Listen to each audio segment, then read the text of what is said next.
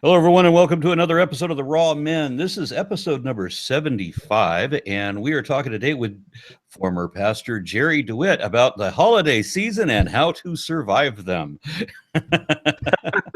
Yeah, that's fun, isn't Ah, it? it is. It is. I mean, I don't remember what the tagline that Lalandra cleverly came up with for this show, but I mean, I went with how to survive the holidays because we heard some really great stories being quoted on Facebook yesterday about people's family get-togethers. Well, wow. Okay. Yeah. Yeah, glad we didn't have to put up with any of that. Like the I'm racist uncle, the drunken brother-in-law, everybody. I'm glad you didn't have to put up with it either because it's definitely challenging. I went back to Hope After Faith, my memoir, and reread how I ended the book or almost ended the book. There's an epilogue after this piece, but it talks about my first Christmas, particularly with my in-laws as an atheist, and at the same time I was separated from my wife, and so there was a lot going on. And I was fortunate, especially I read these other stories as well, and I was very, very fortunate that I had some good in-laws. I had some really, really good in-laws. I went there very nervous because for about 25 years up to that point, I had been asked to say the prayer, you know, and on the 25-mile drive out there, I was like, what am I going to do? How am I going to address that? But they had already figured it out. They didn't ask me. they they bypassed it. They did it themselves, so that was good. Yeah, well, it's been a long time since I've been put in that situation. I was invited. I went to a family reunion once, let's say 30 years ago, and it was made clear then that I shouldn't go to any others. 30 years ago. Good Yeah, grief. How yeah. long has this been going on for you? Well, before I got to the atheism thing, there were already reasons why my family wasn't into me at all. Oh, I see. That makes sense. Yeah, yeah. You ain't one of us was kind of the way that that was put. And what did they what was their first clue that you might not be one of them? Well, the things I talked about had to do with other countries and other Oh, cultures and other mhm. religions and other times, Right. and they only wanted to talk about things they personally experienced, or they wouldn't want to talk about anything that was further away than what Grandpa could remember. Right, right. And so Yeah. I just ended up hearing the same stories and the same jokes over and over and over again. Oh my Some of these jokes God. began to sound like Pavlovian responses, and if you ever Yes, said the they word are. Pavlovian in the environment that I'm talking about, people would stare at you. What are you using them kind of words for? So I'm gonna tell you, I am feeling your pain, just I mean from head to toe, and it's one of the reasons that I enjoy, for lack of better words, our tribe, that we all belong to now, because I too suffer with that normal, regional, very localized form of gossip and storytelling. It does get very repetitive and very old, and I only emphasize that to stay somewhat near our subject for today. That just a reminder to all of our folks who may have been rejected from Thanksgiving, may have been rejected from Christmas. If you think about it real hard, you might not have been rejected from something that awesome to start with. you but we definitely fix it up, dress it up. It's kind of like a funeral sometimes. When you're sitting around at the wake, you only tell good stories about people. But when they're alive, you remember what an ass they are. yeah, I remember every time that me and the kids, when they were kids, Yeah, would sit down for dinner with Grandma. right, She right. wanted to have the family come over and sit down to and have the conversation and the quality family time around the dinner table. And I don't know why she kept looking for these occasions, because Yeah, she would invariably start an argument every absolutely. time. Every time. Yeah, looking for the argument. That's weird though, isn't it? Kind of looking for it. Yeah. Hmm. There's always got to be something you can complain about. It's got to be something. Well, there's a lot of people. There's a lot of people in the world that's the only form of interaction that they know. I think we take it very much for granted Oh gosh, you're about to really get me on my soapbox now. Well, that's I'm why gonna you're start here. preaching. I'm gonna start preaching here pretty quick. There's a need for what I do. There's a need for what you do, and because every day there's someone new introduced to the principles, the values that we represent, that didn't know about us yesterday. They learn about it. They learn about those values through you today. They didn't know it yesterday. Where there's other people that, of course, you've already taught them what they need to know, or you've shared with them your insight on things, and they can go on. I I want to make sure that we're always moving forward as an individual, even though we're introducing the same concepts over and over. As an individual, I want to go forward, and what I've learned is just how negative and backwards looking the average human being is. And I'm excited about going forward. I'm excited about seeing what's next. When you say backwards looking, you mean looking backwards. Yes. Okay, because for a moment I thought you were talking about my family again. It could be both. It could be both. It could be back asswards. Yeah. Well, I have to amend that statement. In all fairness, most of my family really are hard, strong, and dangerous. So I wouldn't. Mm. Backward looking is a matter of speaking. Absolutely. No, I do. I get that, and I've been fortunate. I've been fortunate with my family. My closest relatives, even if they kind of lost sight of what was important about our relationship when all this first broke loose now many years ago, over time, things came around. My grandmother just celebrated her 90th birthday. And that was a big moment for Paul and I. And it kind of makes me think of once again, our subject, such as Thanksgiving, such as Christmas. It gave Paul and I an opportunity to see relatives, many of which were distant relatives that we had not seen since they had posted some, cruelty on Facebook about us or something, or had unfriended us or had written us ugly letters or made threats or whatever. And Paul and I both, that's my son, Paul, we just went to this gathering knowing that all those people were going to be there. And we went determined to literally love the hell out of them. And I mean, we shook every hand and we hugged every neck, and we were active listeners, and we stayed in their faces and, gave them big smiles. And I think it actually did give at least some of them something to think about, that they may have thought they already, had the conclusion regarding for all these years. But I think that plays into how to treat the holidays for certain people. So I've been a little fortunate that my family's been, the closest ones have stayed close. The ones that have been distant, they were kind of boring anyway, but maybe they're coming around. Yeah. Well, I'm dissing on my family, but at the same time, I want to make a brief announcement. I'm wearing my Bob shirt today. I love it. I love it. I changed my name back in January, February, so that I am legally RN Ron now. And a lot of people in my family got upset that I was no longer wearing the family crest. Mm-hmm. Why that mattered, I do not know. Right. But they were all big about that. So I mean, they're all about that name somehow and the clan aspect of it, and they very much are like that. And I actually kind of admire them for being able to be that way. But the reason I'm doing it is because of the name change, I have to renew my ordination. And so I think I'm gonna get another ordination, this time from the Universal Life Church. Oh, excuse me, not from Universal Life Church, but from the Church of the Subgenius. Oh yeah, right. Yeah, I've hung out with the founder Ivan Stang for a bit, and I like the guy. Right. So I mean, I notified him a little bit ago that my daughter is getting married, and she wants me to officiate her wedding. Of course. In Las Vegas. Oh my gosh. Yeah. So that just has trouble written all over it. So we're coming up with what is the costume going to be? Because I'm going to officiate a wedding. I have to wear some kind of a Pope outfit. Right. And her fiance suggested that I wear a Pope outfit with a black leather jacket over it. And I also suggested wearing one swim fin and one roller skate. Just for no other reason, just to make people go, what does this mean? What is the symbolism? They'll be scratching their head for weeks. Exactly. Well, I'm very much looking forward to that. And this That is sounds recent wonderful. news, so I just wanted to make that announcement. I'm very happy. Yeah. Well, congratulations. Well, yeah. As if it's me getting married, right? Before we conclude the questions we wanted to ask Jerry, here's some questions from the chat already.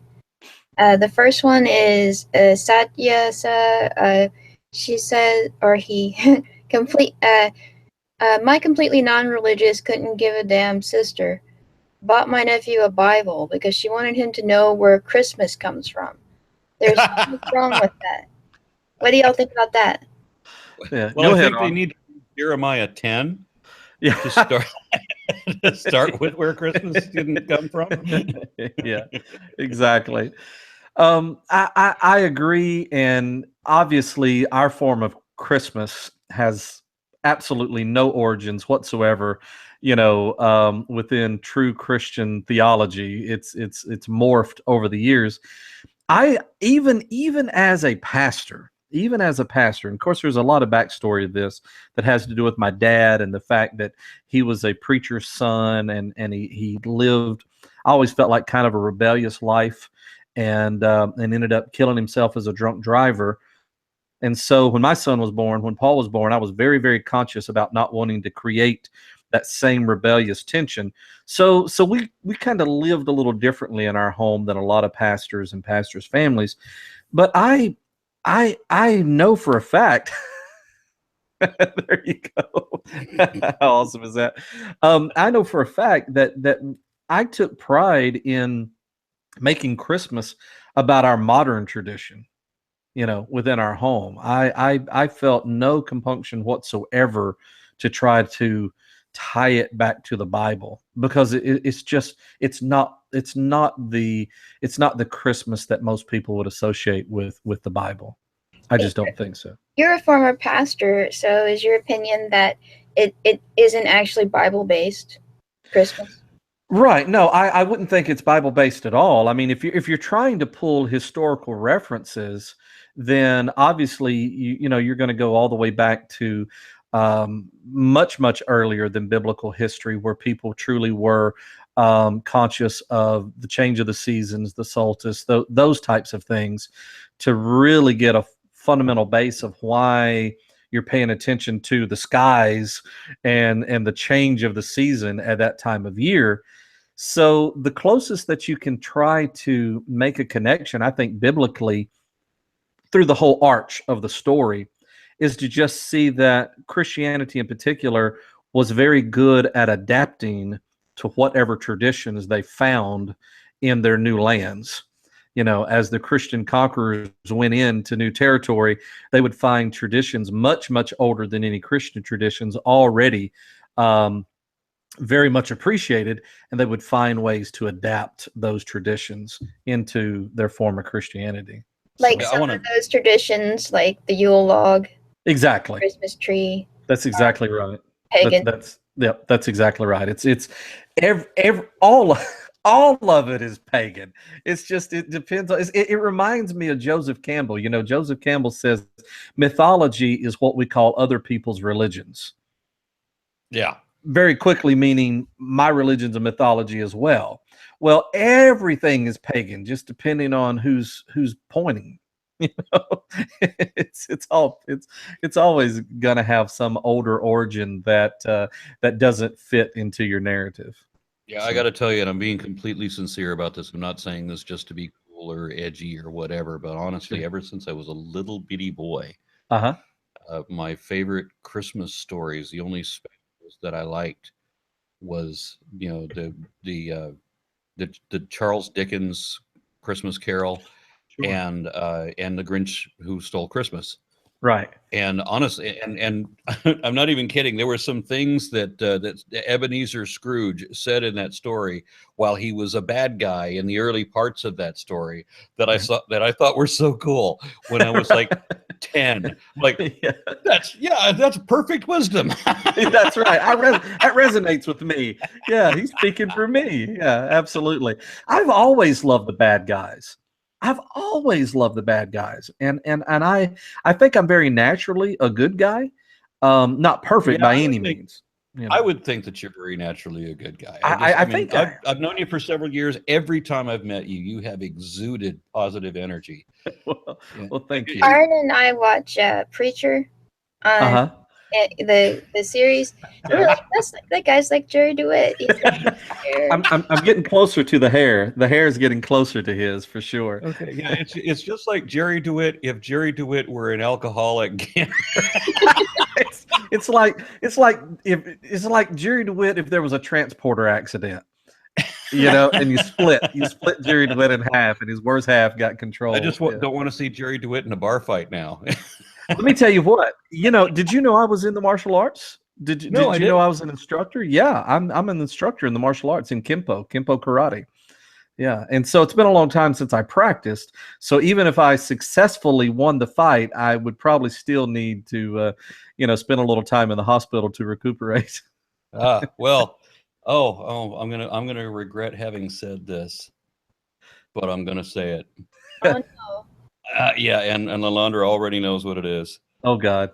I had two friends Yeah. shortly out of high school that were both Kenpo karate instructors.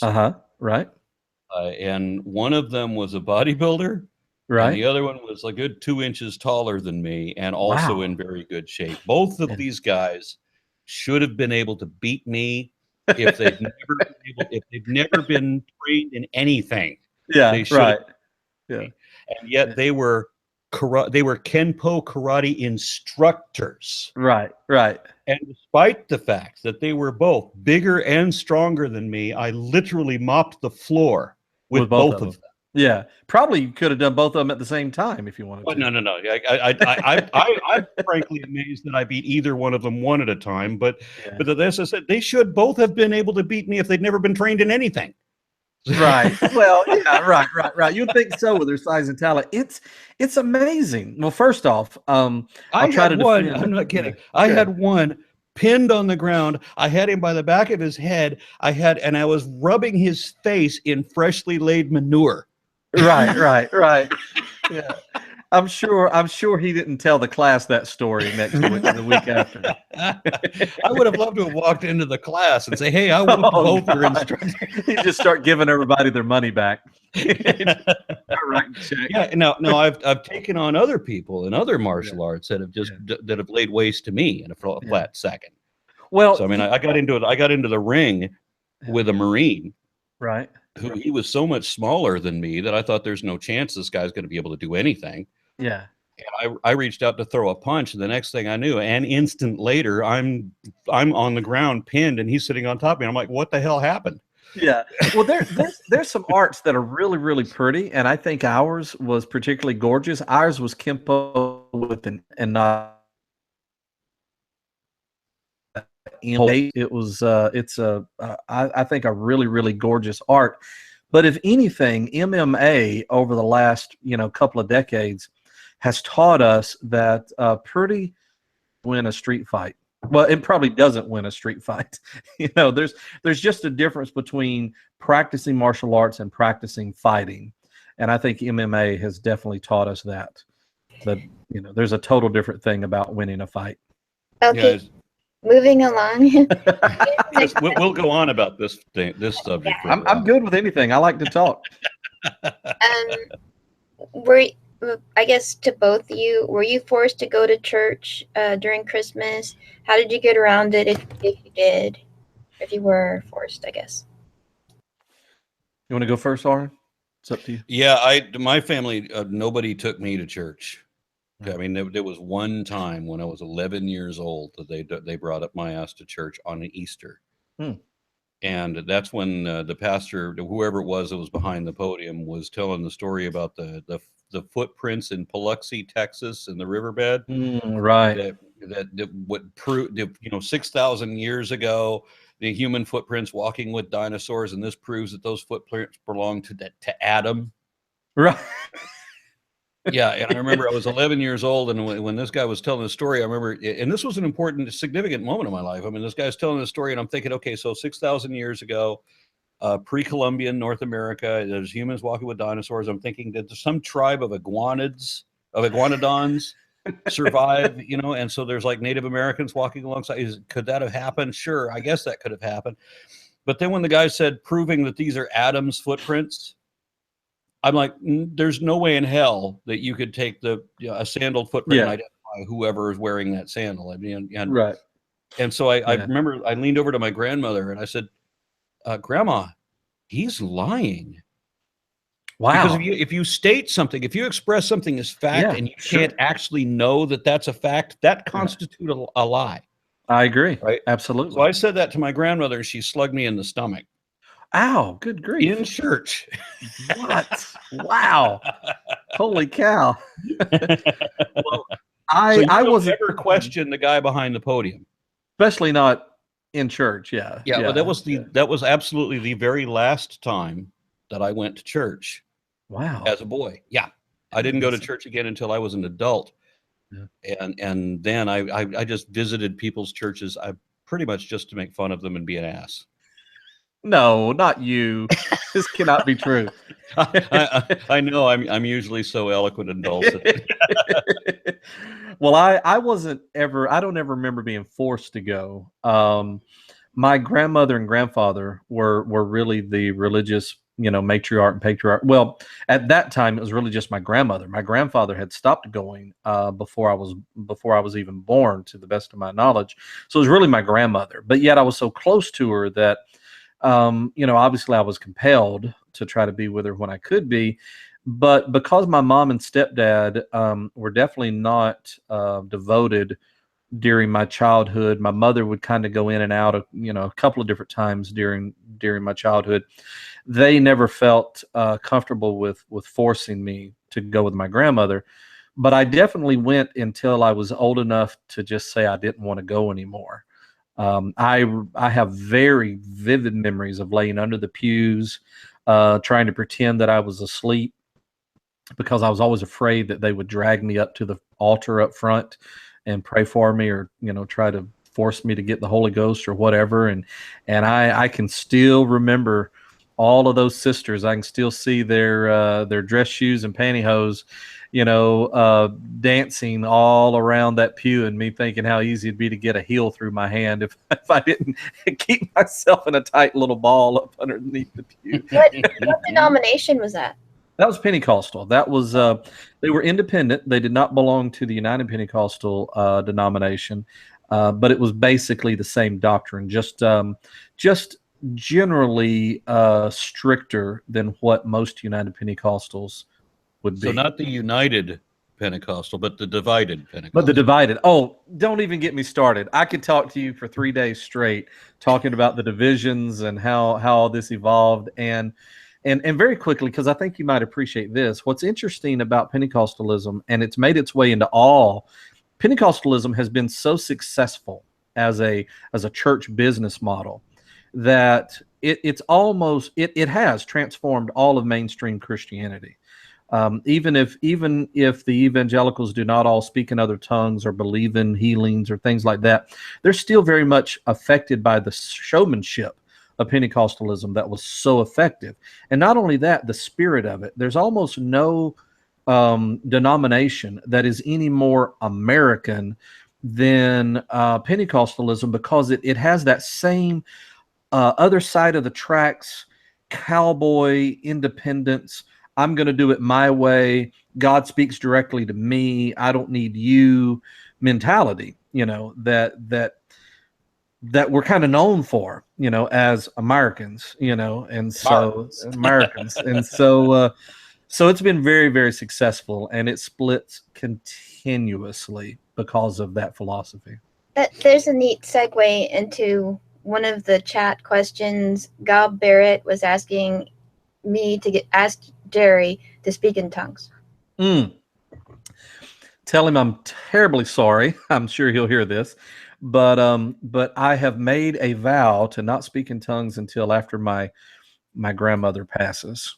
It's like all that's left in that little niche of a relationship with me and my grandmother. So he's not, he may be. Yeah, go ahead. I remember talking to a child of a divorced family, mm-hmm. And this was a little girl. I don't know if she 11 or 12 years old or whatever. She confessed to me that she had taught herself how to speak in tongues Mhm. just to appease her parents. Sure. Absolutely. And And she was still a little girl when she made that confession. yes. Yeah. Oh yeah. I've seen 3-year-olds, 5-year-olds speak in tongues. And the the the very sad secret to most people who are in Pentecostalism is that everyone teaches themselves how to do it because it's not a real thing, you know. And so so it's a matter of imitation, emulation. It's a matter of conditioning. Um, the Tell you what would unfortunately, impress me yes, sir. is if you can get somebody to speak in tongues and you get 3 other people to interpret in tongues Absolutely.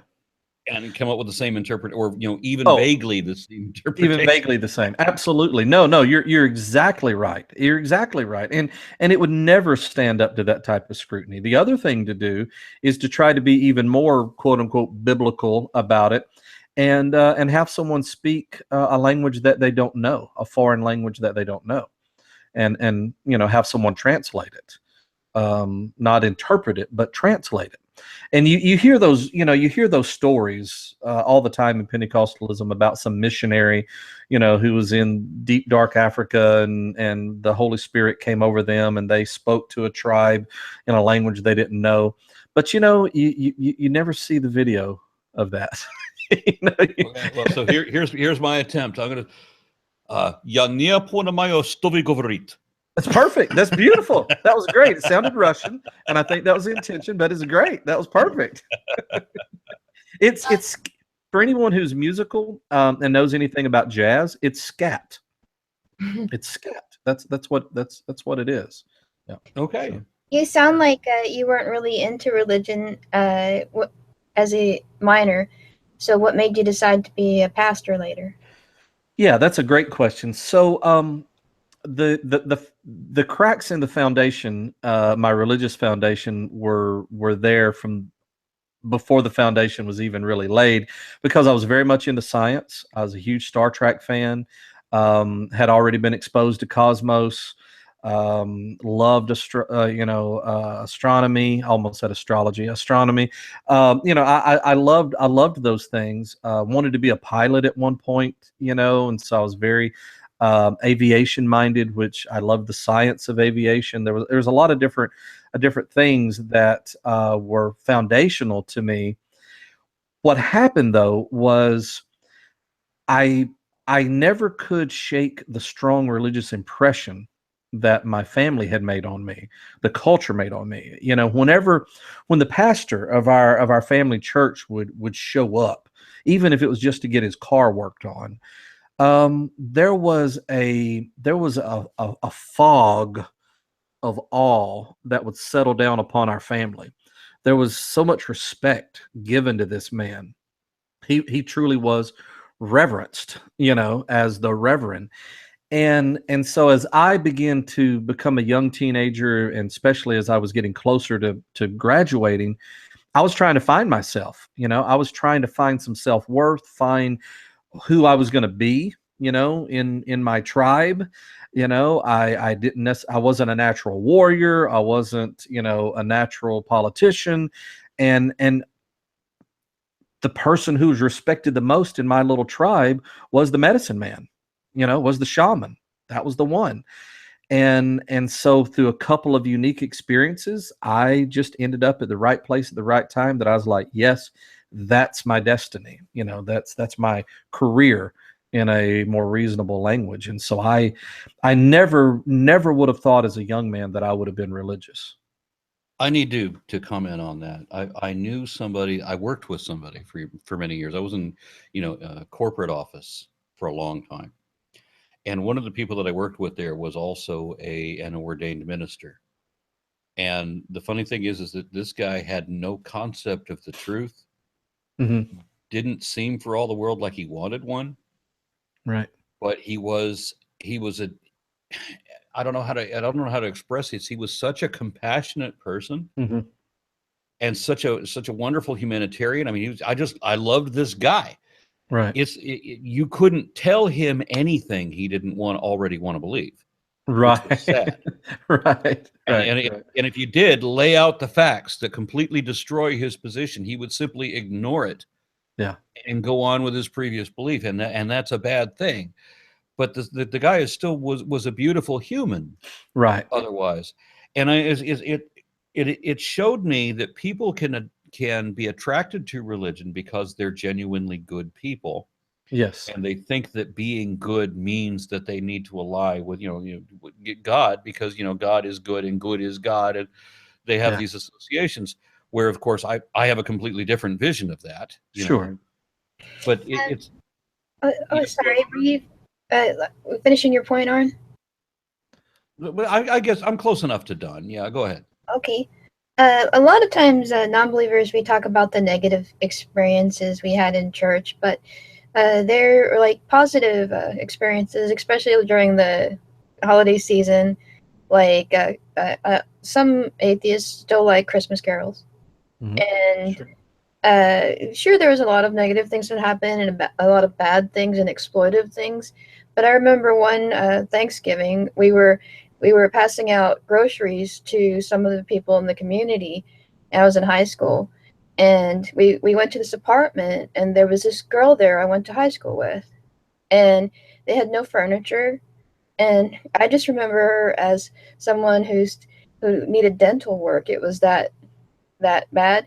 And there was no a grocery. They weren't going to have Thanksgiving if we didn't drop off the Thanksgiving dinner. And I have negative things in my life, but and that made me feel like a little thankful that it wasn't that bad.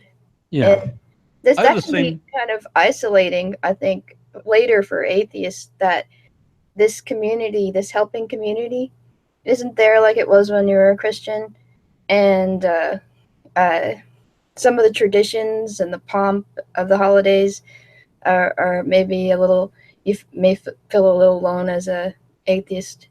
So I'm associated with, my family is associated with the Mormon religion, although at least half of my family has no idea that what the Bible says. They would never crack it open. They don't care. They just call themselves Christian. Sometimes they call themselves Mormon if they don't know anything, and they don't know anything, but they'll go ahead and call themselves more Christian and Mormon and so forth.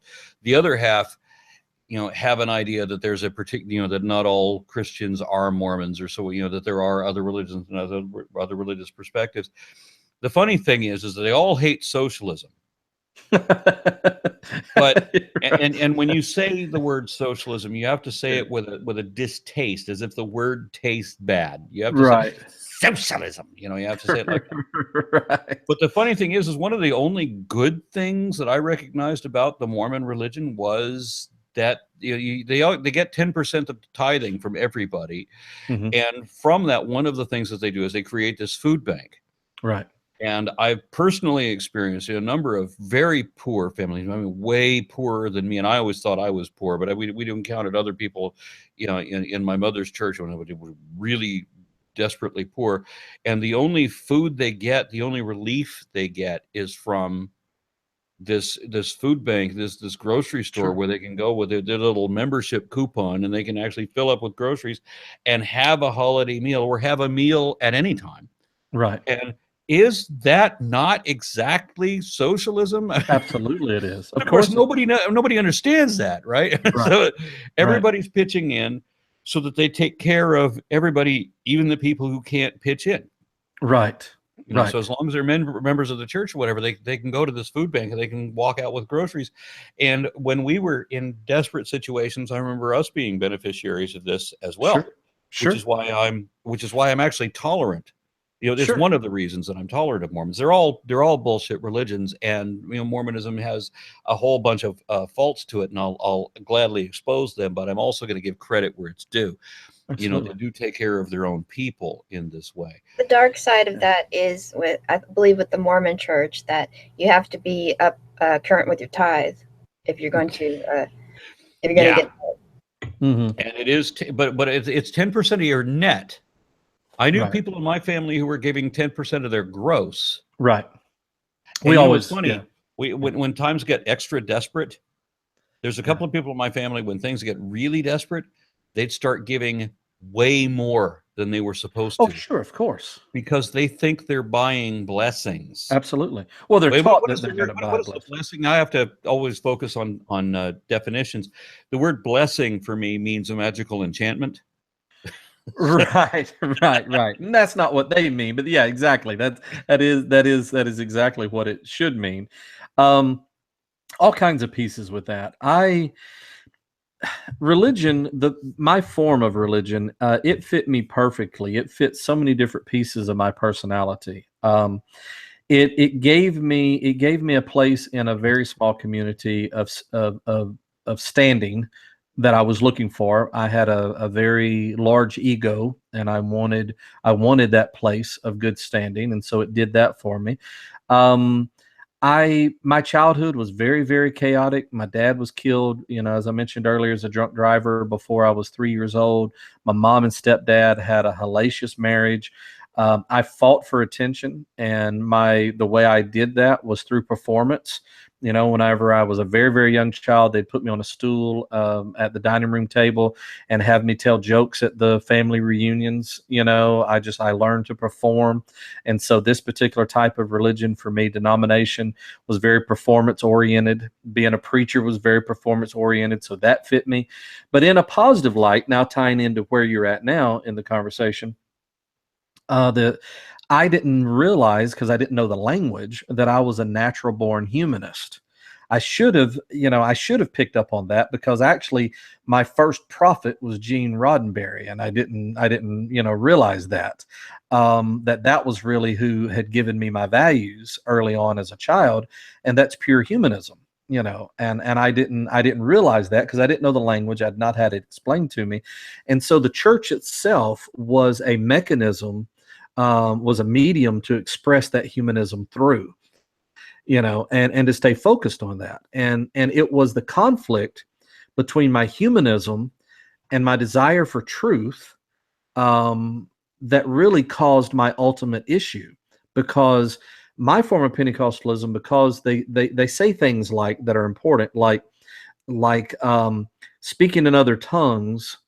They'll say the baptism of the Holy Ghost with the evidence of speaking in other tongues.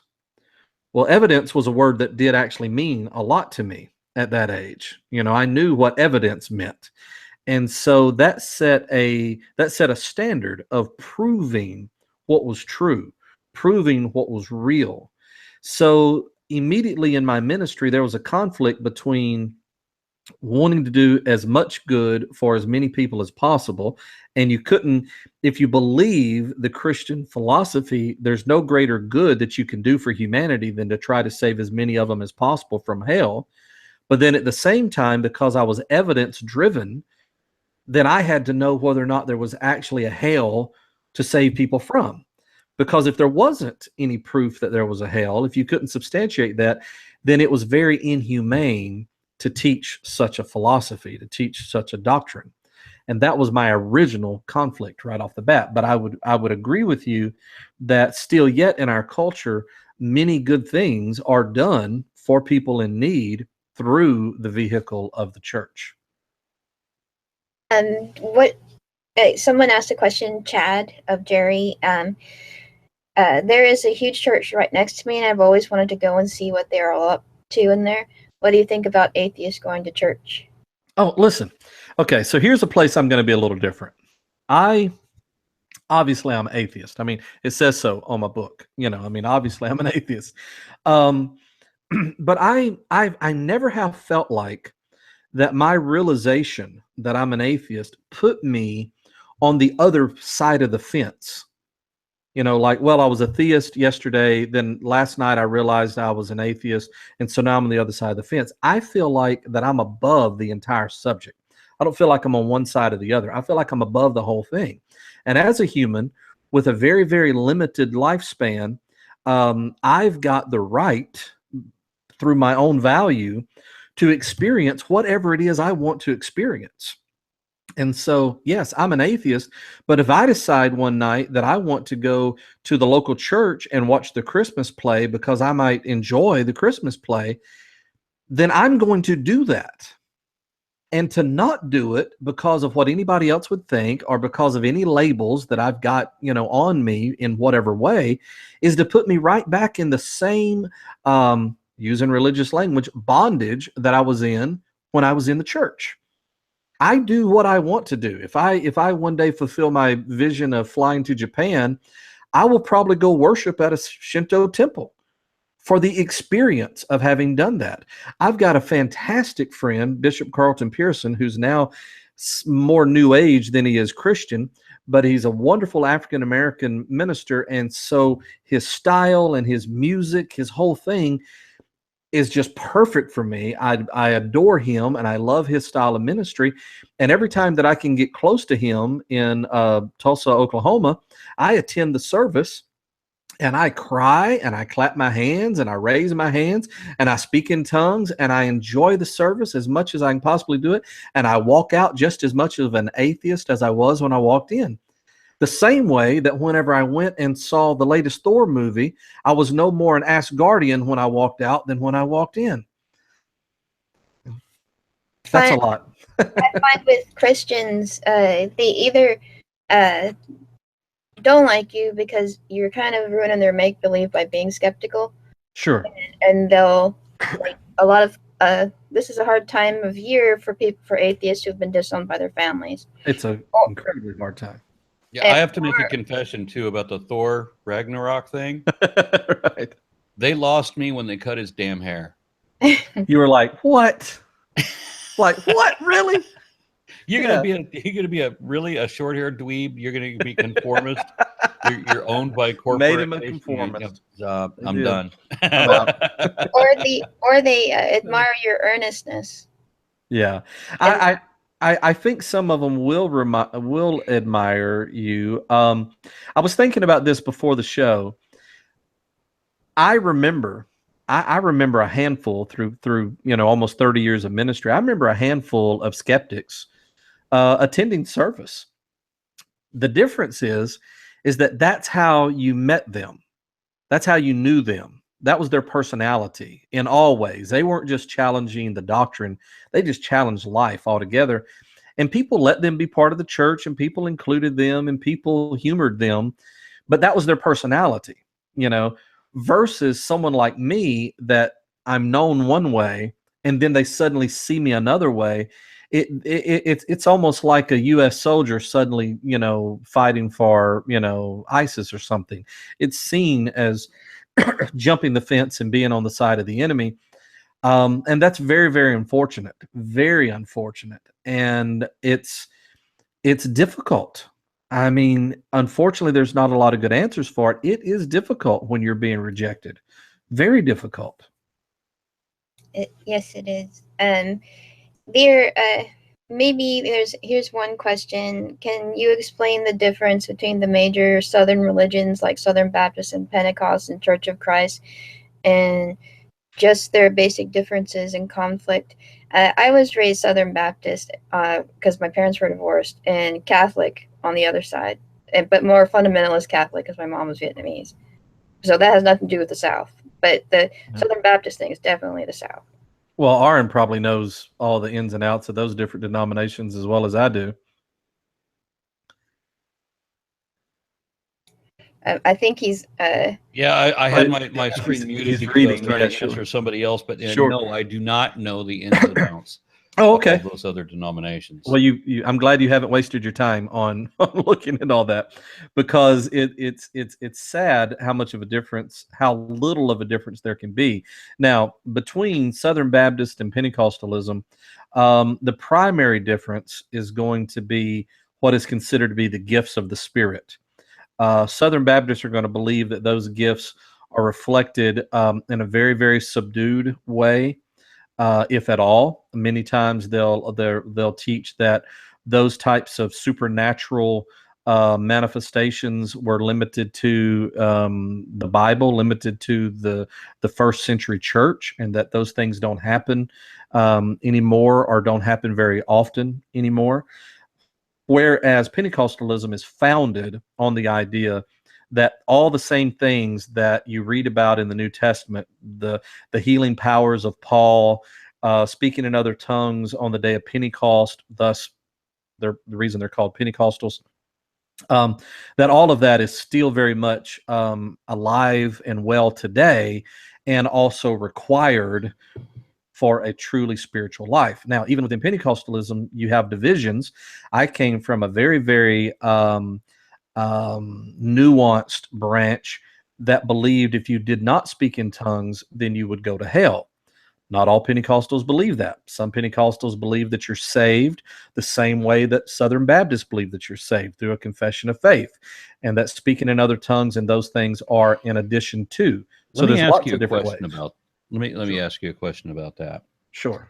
It occurs to me that all of these religious, these claims that you're going to go to hell if you don't meet this or that requirement, they all seem to be based on an element of pretend.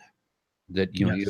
the expression of faith, the speaking in tongues, which is an expression of faith, Right? that you have to believe hard enough, that you have to make believe, that you have to pretend, that you have to convince yourself of things that are not true, or else you'll go to hell. Right. Right. Okay, I just want to make sure that you No, understood yeah, that the same way I do. I do agree with you, and so let's dig a little bit deep if we got time. You got time for something that I think doesn't get talked about very often? I haven't talked to you in months. I know. I will give you all the time. Yeah, you have time. I have time. Yes, go ahead. Well, thank you. So here's something that I don't think gets talked about nearly enough when it comes to faith, when it comes to believing. Especially the evangelical Christian philosophy of today is completely consumer driven.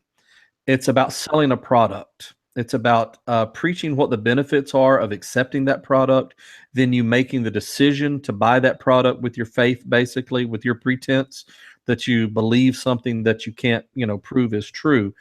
And what's unfortunate about that, there's a lot of things unfortunate, but one thing that's very unfortunate about that is that it ends up completely distorting the definition and thus the action of faith in a person's life. If you could do away with commercialism, if you could do away with that consumer-based, I'm selling something and you're buying something. If you could do away with that and go back to a more Calvinistic point of view that would promote something like predestination, okay? Predestination is very hard to swallow, particularly in our Wild West American mindset.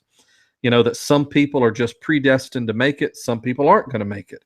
We're so justice oriented, we really have a hard time believing that someone could live a sinful life and be predestined to be saved anyway, or that someone else could lead a very, very sacrificial life and be predestined to go to hell anyway. That's hard for us to accept at this day and time, but it wasn't always that way culturally. There have been cultures, Christian cultures, that made perfect sense to, and because it reflected the sovereignty and power of God to just choose and make things happen how he would want it to happen. So if you back up and you go off of predestination, faith then actually becomes a supernatural gift. You're not able to even believe any of this if God doesn't give you the faith, if he doesn't gift you with that. Now, that particular definition of that piece of theology matches the terminologies, matches the discourse within the New Testament. As soon as you veer from that and you no longer accept predestination, but it's just whosoever will, now the term of faith is no longer a gift that you're given, that you suddenly one day, just like we realize we're atheist, someone realizes that they believe, truly do believe, and that gift was given to them when they didn't deserve it. Now you veer from that, and faith is an action, a pretense that you have to take. The reason that is a major problem to Christian theology is because no matter what version of Christianity you're following, you believe that you're saved by grace and not by your works. Now, you may believe that works are an expression of the grace working through you, but you believe that Jesus' his sacrifice on the cross is the impartation of his righteousness to you. So, what is hidden in modern Christian theology is, if you believe this twisted form of faith is something you do, then you're not recognizing that even your faith is works. And Thus, you're not saved by grace. Yeah, that was one of the things that really bothered me about, the whole concept of faith, is that it's an act of will, of mind over matter, the power of positive thought. Right. That's right. You can change reality if you can just believe hard enough. Right. It becomes a quantity, something quantifiable. If I can just believe enough, I can get that healing. I didn't believe enough. I missed it by 13 ounces. If I got 13 more ounces of faith, then we would have been able to make that person get up out of the wheelchair. I'd like to hear what the metric is for the faith of a mustard seed. Right. Exactly. And how do you measure your faith in contrast to that? Right. And I've heard Matt, I think it was Matt Dillahunty, say that if your God is all merciful, then why didn't he also give me the ability to have faith? Right. Exactly. That's right. And the reason why those questions are asked of modern Christianity is because modern Christianity is so convoluted with all these different concepts, such as self-help. A large portion of the evangelical Christian philosophy is nothing more than self-help, which speaks to the rise of the Joel Osteens, of Christianity, which also, in a really weird twist, speaks to the rise of Trumpism, because Trumpism is a very materialistic form of self-help that Christianity. You lost me there. Okay, because the idea of the evangelical who supports Trump is that if they'll just have enough faith, if they'll just work hard enough, if they'll just follow the pattern, then they too can be as rich as Trump is. They too can be successful in this materialistic world. That's why they prosperity gospel. It's the prosperity gospel, but in a weird way, because normally the prosperity gospel is saying, pay your tithes, give $1,000 off your credit card, whenever you don't have any money, in order to get whatever, and God will reimburse you. This is a little bit more of the old school Protestant form of work hard, win hard version. Yeah. Okay. That never appealed to me. Oh, sorry. I'm sorry. That never appealed to me. But I want to mention something else.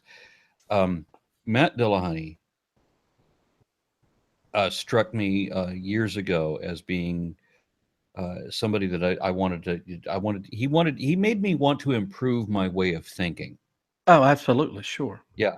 And when I listen to you, I think, if I was remotely inclined to religion at all, right, if I didn't know everything that I know, I mean, if I was just a regular person on the street, I would listen to you and I would be compelled. I mean, if you were a preacher, I would listen to you and I would be compelled to respect what you say because of the way that you present it.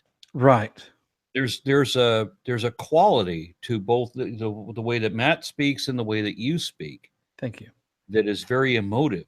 That makes me want to believe and follow. Charismatic. Thank you. That's exactly what I was looking for. And it's a funny thing that Jerry has this so well, and that he's used it for dark purposes. Are they dark if you didn't know they were dark when you were using them? I guess they're still dark, but maybe you're not as dark because you didn't know. Yeah. I think I've actually reviewed myself in the last few months, and I've realized that I'm a lot darker than I ever thought I was. Honestly, and I haven't. I looked back over the course of my life, and I realized that there were times. I guess The best way to phrase this is people don't always know that they're the bad guy. They usually don't know Right. that they're the bad guy. That's right. And there's been a number of times, several different times, in fact, that I've looked over events or periods of my life when I realized, wow, what I did there was, even though I thought it was totally justified at the time, that was completely fucked up. That was wrong. Right. And I yeah, I've absolutely. had several moments like that, and I realized that it's a funny thing that when I have all these arguments with religious believers about the moral compass, Mhm.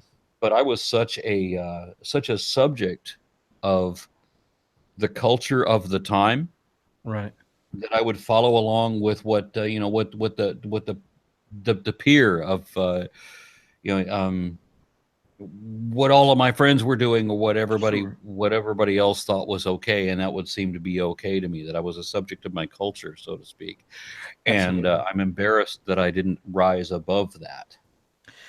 Well, I've, quoting my favorite president, I feel your pain. I,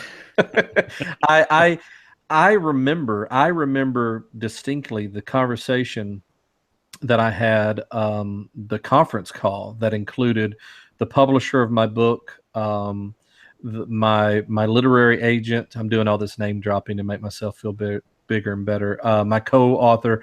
I remember that initial conversation, and I told them, I said, I'm not the good guy of this story. I said, normally when you write something, particularly about yourself, you're the good guy. And I said, I'm not the good guy. Quite honestly, in a lot of ways, if anybody's the good guy, my soon to be ex-wife is the good guy. Really? Yeah, absolutely.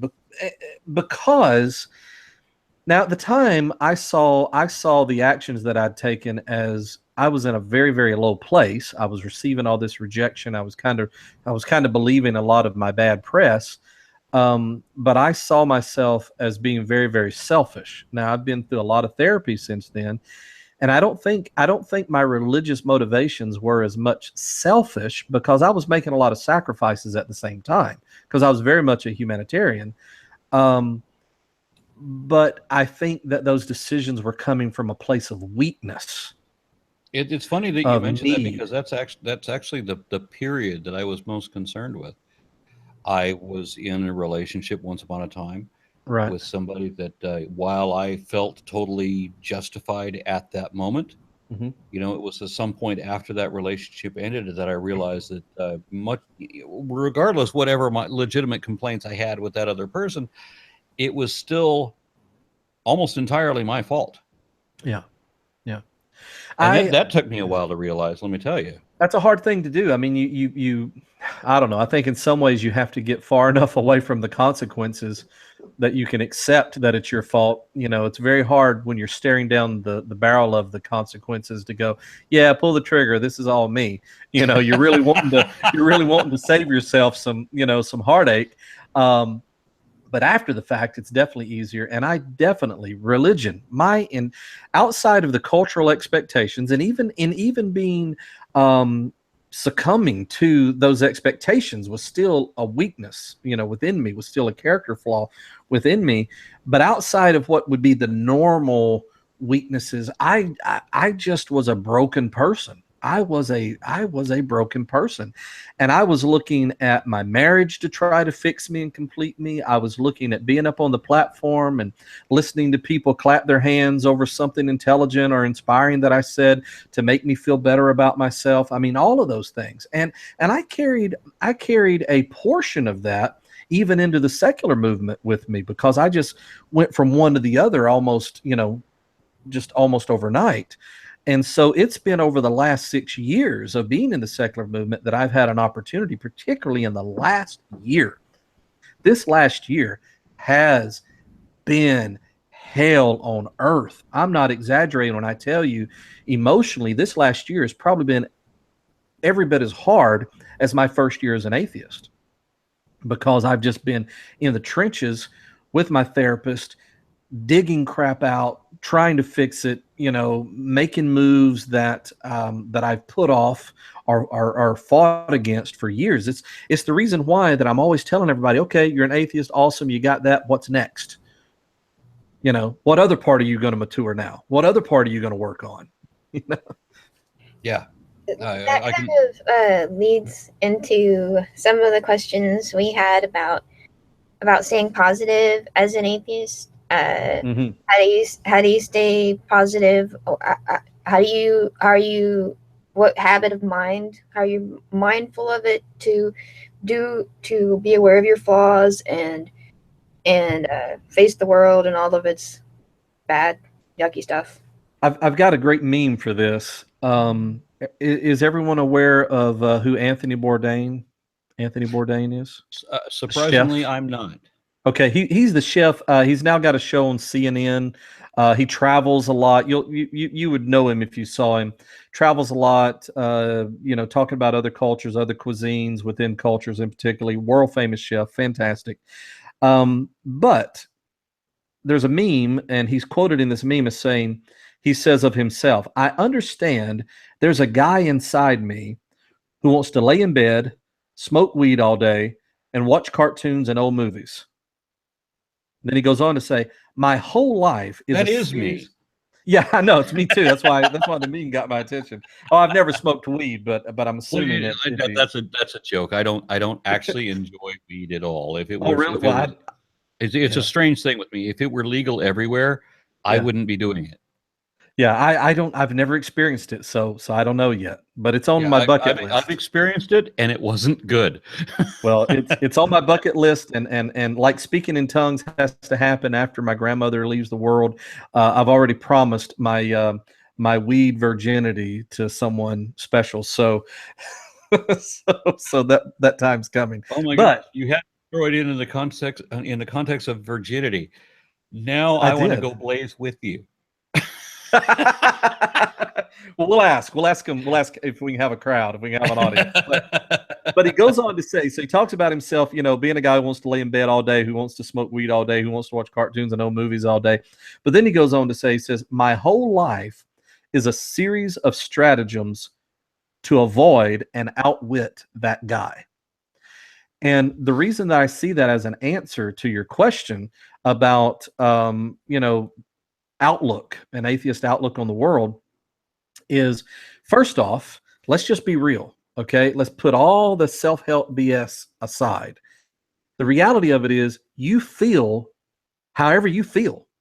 That's just the reality of it. If you're depressed, you're depressed.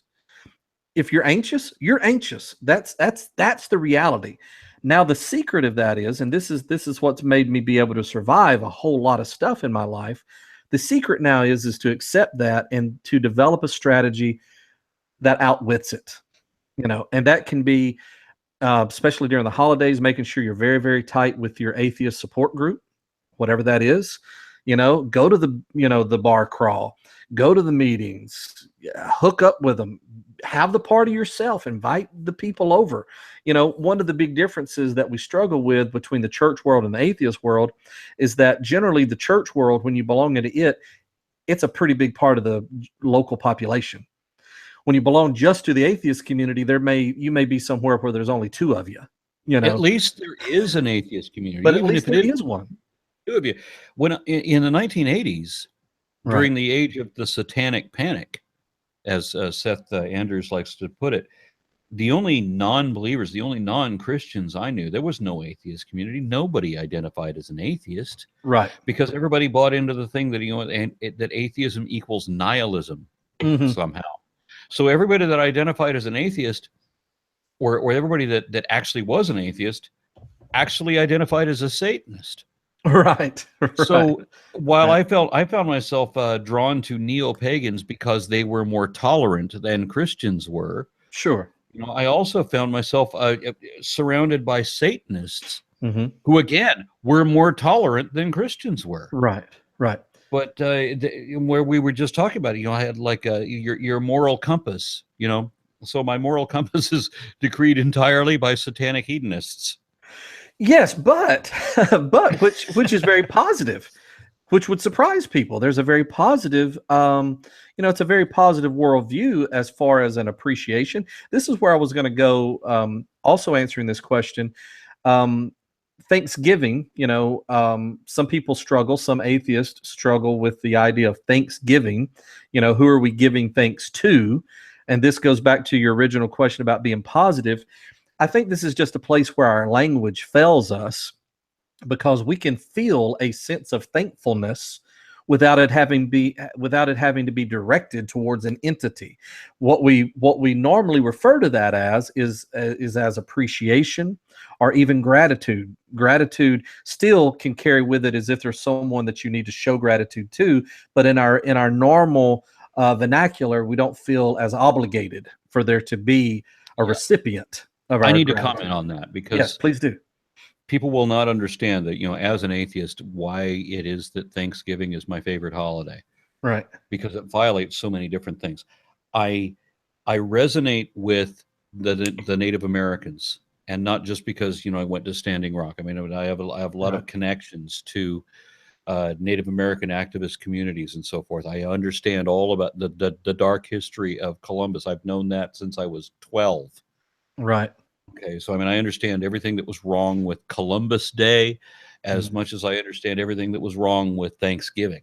Right. But I celebrate Thanksgiving myself as an atheist, in that I take it as an opportunity to take stock of everything that you've got going good in your life, to appreciate Absolutely. what you have.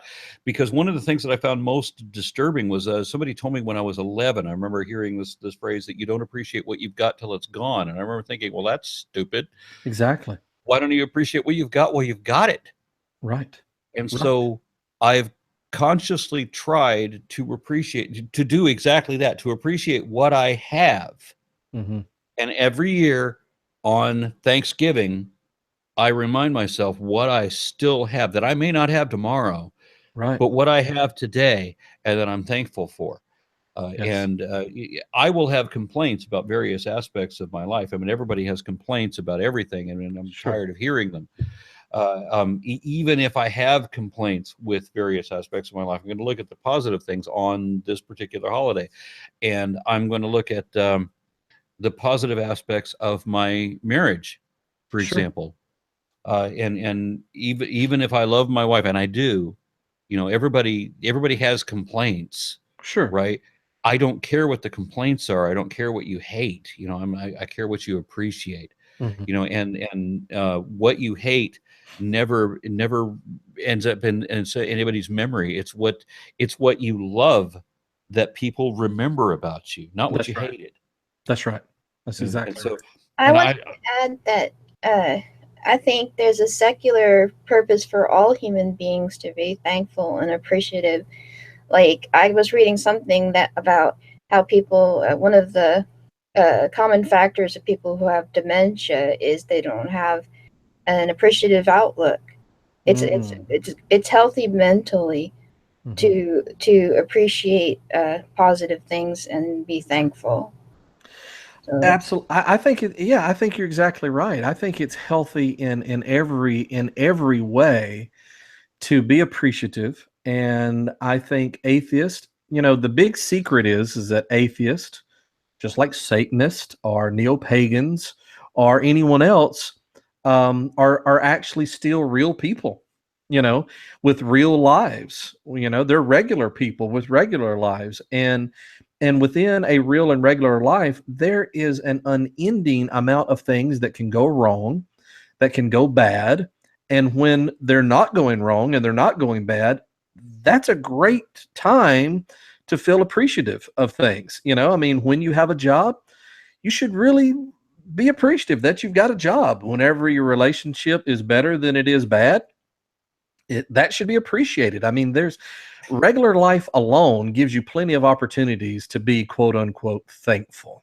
Yeah, and I couldn't possibly care less about the things that people complain about. Right. I don't want to listen to anybody's complaints. Right. But and everybody has them, and you have legitimate complaints about everything. Okay, Mm-hmm. I have complaints about every person that I know, even the Sure. people that I love and respect. I still have complaints about them.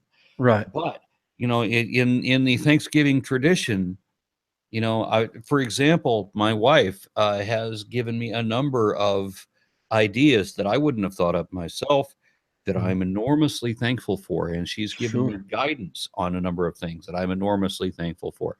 So I'm Right. very happy about the way that that her influence on my life has taken me on a lot of things. Right. In the involvement of with the secular, with the atheist community, ups and downs, and I certainly have Sure. complaints with that. Sure. But there are advantages of things that that community has led to improving me as a person. Absolutely. Certainly, absolutely, and with several, not all, several of the people that I know in the atheist community, I have complaints with individual people, but I still have to weigh what the advantages of even knowing that person are, and the aspect or the influence that they've had on me. And even if I'm talking about somebody that I also have a sincere, legitimate complaint with, there's also an advantage that I've learned from this person, and then how that person has improved me as a person. Because believe me, I needed a lot of improvement when I when I Well, we started all this. do, for sure. Yeah. Yeah. I think it's important to remember what Jerry pointed out, that if you're depressed and feeling anxious, that's the reality of it. And I don't mean to brush past that with like that kind of self-help nonsense. Just be positive, because in a way, trying to always be positive is oppressive, because It is. things Yeah. go wrong, and you start to blame yourself, and why aren't I winning all the time? And I wonder how that's got to be for people who buy into prosperity gospel and they're Mhm. still having a hard time. You know, There's an unfortunate loophole, mental loophole within things like the prosperity gospel, because it is so difficult to dot every single I and cross every T within the methodology. You're always to blame. It's never the method itself. It's never the doctrine itself. It's always that you didn't quite live up to it. You didn't operate it the way that you needed to operate it. If you would have, it's almost like you're flying in a jet that you're told could break the sound barrier, but the reason it never does is because you're just not that great of a pilot. Even though you've tried everything to try. the prosperity gospel sounds so positive, but then Mhm. it's like they're putting, but it's oppressive because It's cruelty. it's Yeah. cruel. Yeah. It is. It's actually one of the cruelest things to ever come out of Christianity, and that's a shame, because it's so popularized now, and it's morphed into other things, into something I now refer to as Amerigod, and that also ties into Trumpism as well. But that's the reason why that I tell people when they say, "What should I tell my Christian friend?" I say, tell them to try harder. Tell them to give absolutely every single thing they can to be in the absolute best Christian that they can try to be, with the hopes that at some point they'll realize they've actually worked the system 100%, and that it's not them, but it actually is the system that's not legitimate, that's not real. And that may get them out of the loophole, because that was part of my experience. Was I knew when I finally was willing to say to myself, you've done everything you know to do. You've tried this as hard as you can try it. This concept of supernaturalism must be flawed in some way. That opened my mind to other possibilities. So that was a big part of it, especially when I hit my darkest hour of living with generalized anxiety. Obviously, since it's generalized, it never goes away, generalized anxiety. But I also went through months and months and months of a panic attack disorder, where, without any exaggeration, I'll just be on the safe side and say I would have a dozen full-fledged panic attacks a day. I was waking up at night out of a dead sleep in a panic attack, fall down out of my bed, begging God to not let me die, begging God to help me, because I woke up in a full-fledged panic that, something was wrong, that I was dying. I was literally having a panic cycle in my sleep. Can I ask when and why this was happening? So it all happened at the time that it statistically happens, late 20s, early 30s. That's a real crunch time, in everybody's life. If I'm not mistaken, it's been a long time since I studied on it, but it seems like statistically that's kind of an average time when this really, really gets bad. Some people may experience it a little bit earlier due to college and so forth, but the reason that it was happening was because my nervous system was exhausted, was completely, totally exhausted. And so these panic attacks, the sense of generalized anxiety, these are signals that your nervous system is trying to send to other parts of your nervous system saying, hey, something's really, really, really wrong. I'm not catching up on any rest. I'm not ever being comfortable. I'm in a constant state of fear. Something's wrong, and I'm going to get your attention. If I have to make you sick to your stomach, if I have to make your heart race, if I have to make you, have cold chills, if I have to make you have body aches, if I have to make you suddenly feel like you need to run, like a bear's chasing you, whatever it takes, I'm going to get your attention until you change whatever is in your life that's making you feel this way. And that's what was going on. And once your nervous system gets that depleted, that you're having those kind of symptoms, then, for lack of better words, it's almost like a self-fulfilling prophecy. You become afraid of the panic attacks themselves, and so that creates more generalized anxiety. You become phobic over panic itself. And unfortunately, because the mind is such, it's the universe's pinnacle of quick learning, computer, your brain tries to find a rationale for feeling this way. And so it'll say, oh, riding in the car is dangerous. Oh, being in an elevator is dangerous. Oh, being away from my spouse is dangerous. I can't trust myself to, bathe the kids because I might lose my mind and drown them. You have all these crazy, fearful thoughts your mind's way of trying to justify all these sensations. And that creates phobia after phobia after phobia, which leads to agoraphobia, of where you can even be afraid of being outside. I couldn't travel more than 5 minutes away from the house without knowing where the next bathroom was at, because my anxiety was totally settled in my stomach and I felt like I needed to go to the bathroom continuously. I couldn't go into a shopping mall that was a wide open space. Once it got dark, if I was at my grandmother's, which was maybe, 100 feet away from my house that was in the same yard, once it got dark, it took every bit of willpower that I could come up with to just cross the yard, because I was so convinced that I was losing my mind and that I would just run out into the woods, and Your never be seen again. grandmother lived 100 yards from you? 100 feet, probably 100 feet. Yeah, probably 100 feet. That alone would cause me to lose my mind. Oh, no, not my grandmother. She's fantastic. Everybody that knows you in the community thinks of you as a really positive person. And what do you have to say about people that knowing other people in their community and still not knowing they're struggling, but still being there for them? I've never been diagnosed with depression, but I've been told by the people closest to me that I'm the most depressive, most negative person that they know, the people who've lived with me. I just listened to you complain about your personal problems for over an hour. And you didn't strike me that way. I mean, you have the opposite effect on me. Yeah, because there's something about the tone of your voice. I don't know what it is, but I mean, it makes me feel, I don't know, it worse about myself in that I want to aspire to be like you are. Well, you and I have that mutually in common, because I definitely want to be more like you. There's some things that only the people who live with you daily will ever be able to really see. I struggle with what I believe to be depression. Like I say, I haven't been diagnosed, and so I'm very careful.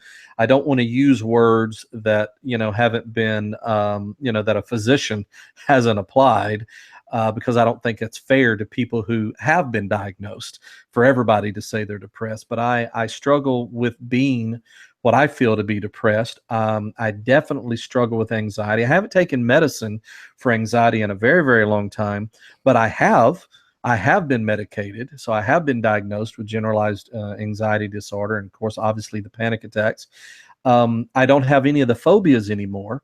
I can do things now that I went years without being able to do, whether it was from being in a confined space like an elevator to riding on a plane. I mean, you name it. I had phobia after phobia after phobia, and I've overcome all of those, but I still am a very anxious person. The reason it means so much to me to encourage people about being brave is because I feel like I have to be brave every day. I'm a very, very fearful person in a lot of ways.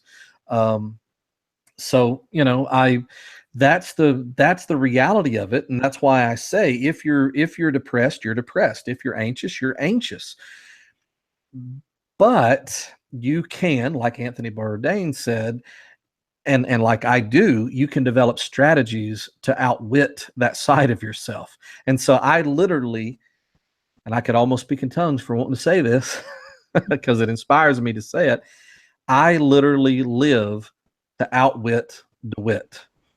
That's what I do. That's my secret, is that I'm continuously outwitting DeWitt.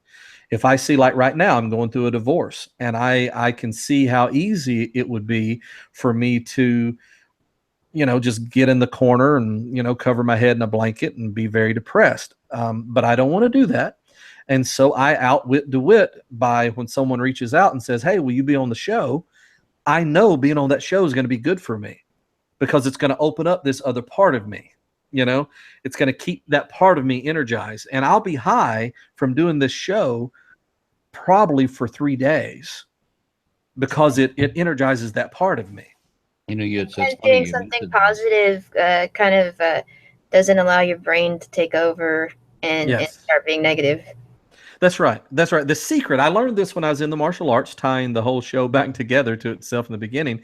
When I would try to meditate to overcome things, I went through a whole phase of really trying to develop my will. And so, like, I would do crazy things, like in the winter, I would set out on the trampoline with just a pair of shorts on, when even in Louisiana, you know, it can get down in the 30s. I would set out there absolutely freezing to death. And I couldn't understand why I struggled with overcoming that as much as I did. And eventually I was talking to one of my instructors, and he says, well, when you're meditating, what are you thinking about to try to combat those sensations, you know, of freezing to death? And I said, oh, I'm picturing myself someplace warm. I'm picturing myself in a warm pool of water. And he said, no, that's completely wrong. That's completely wrong, because all that's doing is reminding yourself of your body's sensations. You have to deeply think about something completely off subject from what you're trying to deal with. And so that's why it's so unuseful to tell someone who's depressed, oh, well, just be happy. That's ridiculous, because that keeps them on the subject. Instead, probably what would help them not be depressed is to set their tennis shoes on fire, you know, and then when they're putting out the tennis shoe fire, they're not going to be depressed while that's happening, because it's a total, you know, distraction from where they're at. Get outside of yourself. Absolutely. I've known so many people, several people, who suffer from depression, and I'm embarrassed that I don't have anything that I can say about that, because I have no point of relation with that. I have a mental impairment that I can't even associate with that. I think I remember the movie Weird Science. Somebody made the comment, you know, that you know, this character in the movie could have a good time in an insurance seminar. I'm one of those people that could have a good time anytime. I could be in prison and enjoy it. That's great. So I have a hard time relating to that, and I realize that that's my own fault, not y'all's.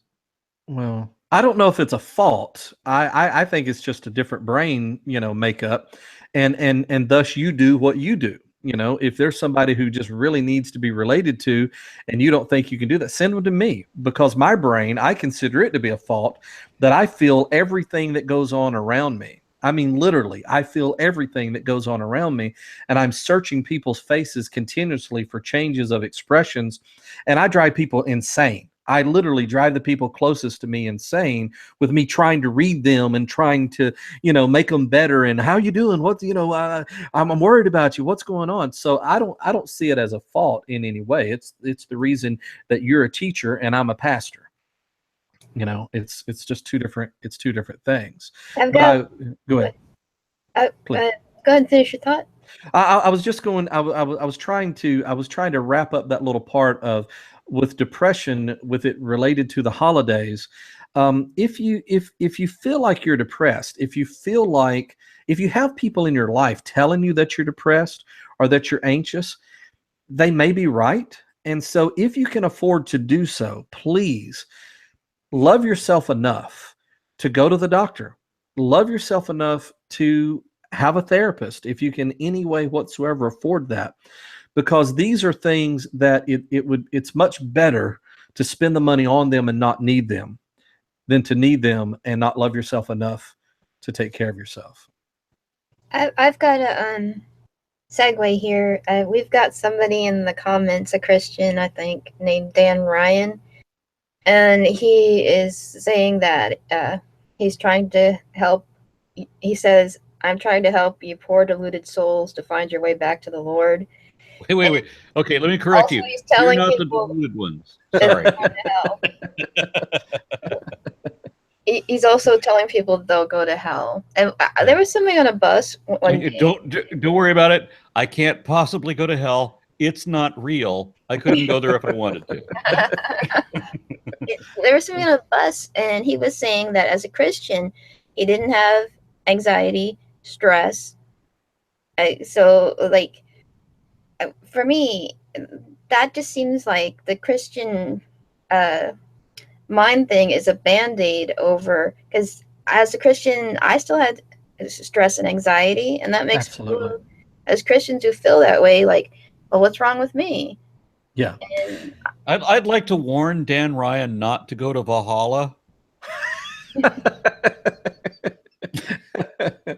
I'm with you 100%. I was in a big part of why I was so deeply engaged in Christianity was I wanted to change my behavior and I wanted to change how I felt.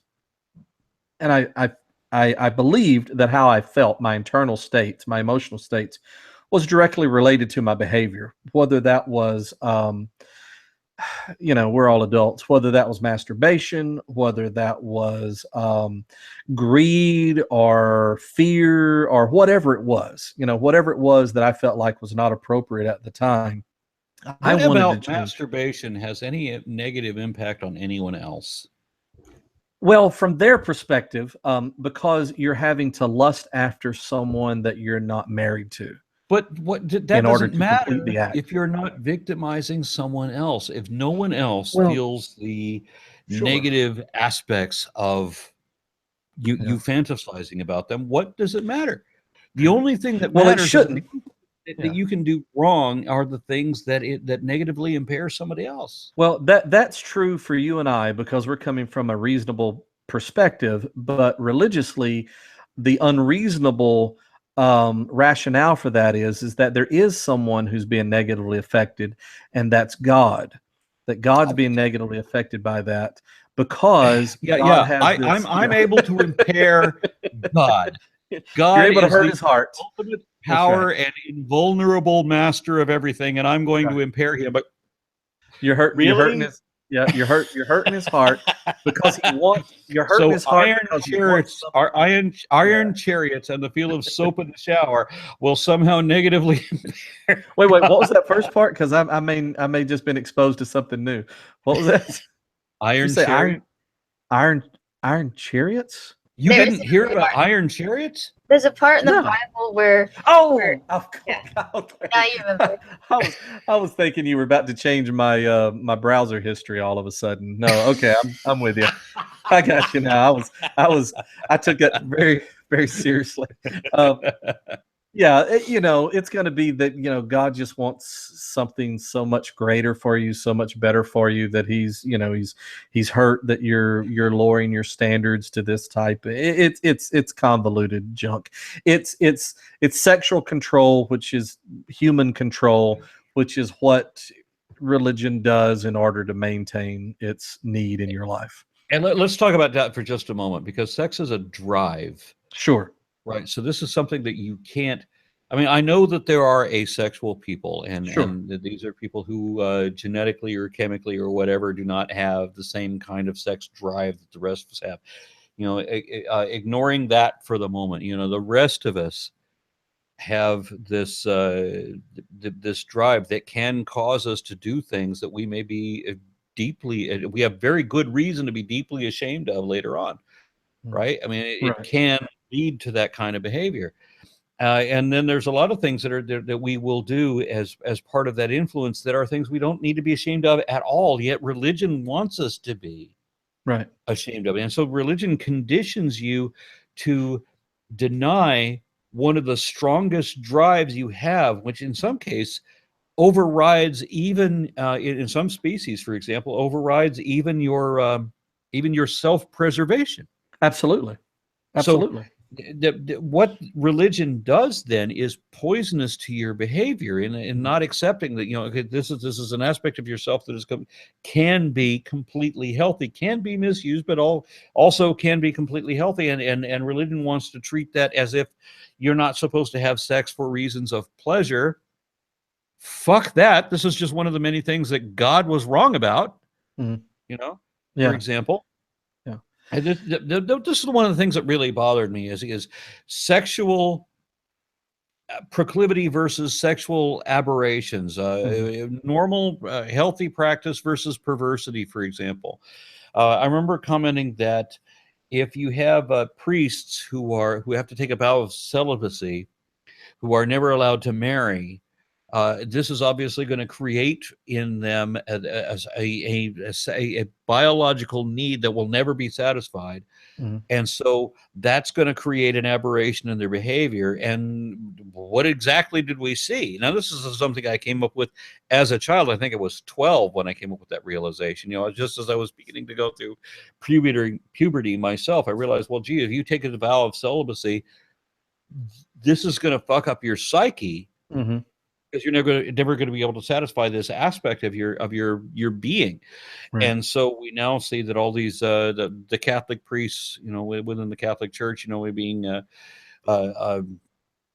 involved in child molestation and various means of oppression of other people for whatever reason, having to do with their own sexual impressions of abomination and their performance of abominations that they don't recognize, or Right. that the Catholic Church makes apologies for.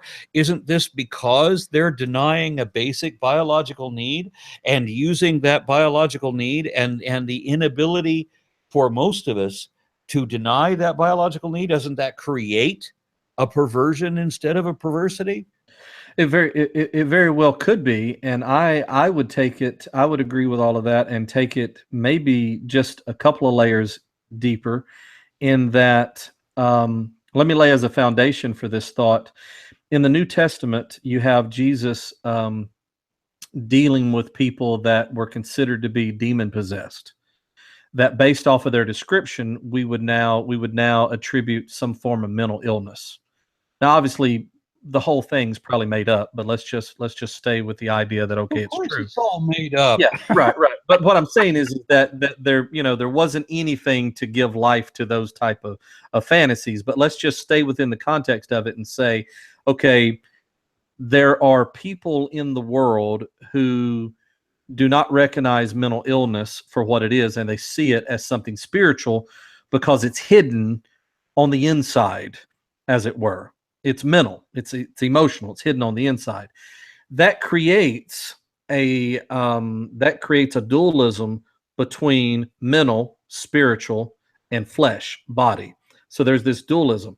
Well, if you I my thought on this is that if you go far enough back into human development, and you're paralleling this with religious development, as consciousness is evolving to a place that you feel like you have a dualistic nature.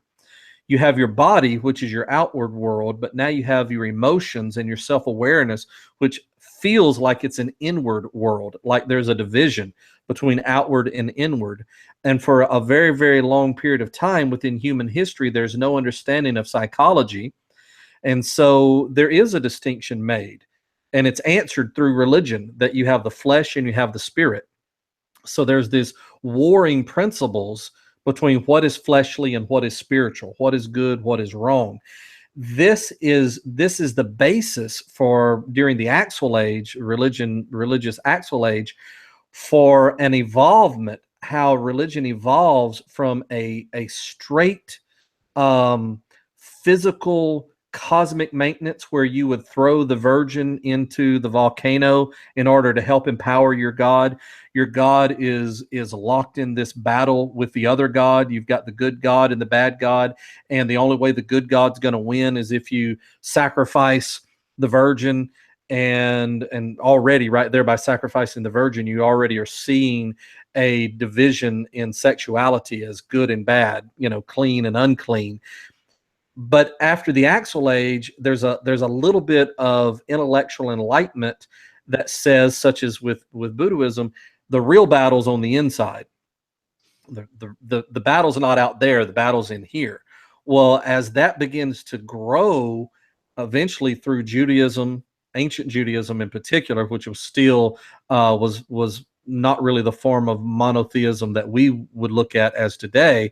You've still got all of this cosmic maintenance going on, but the way that you help your deity is by what you do on the inside now.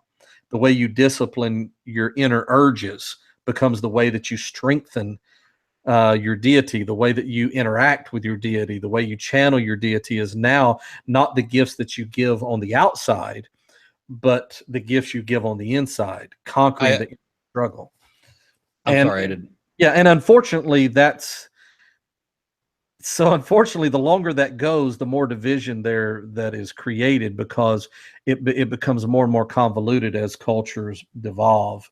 Yeah, I want to jump in and just interrupt for a moment. The Christian in the forum said something about that magic is of the devil.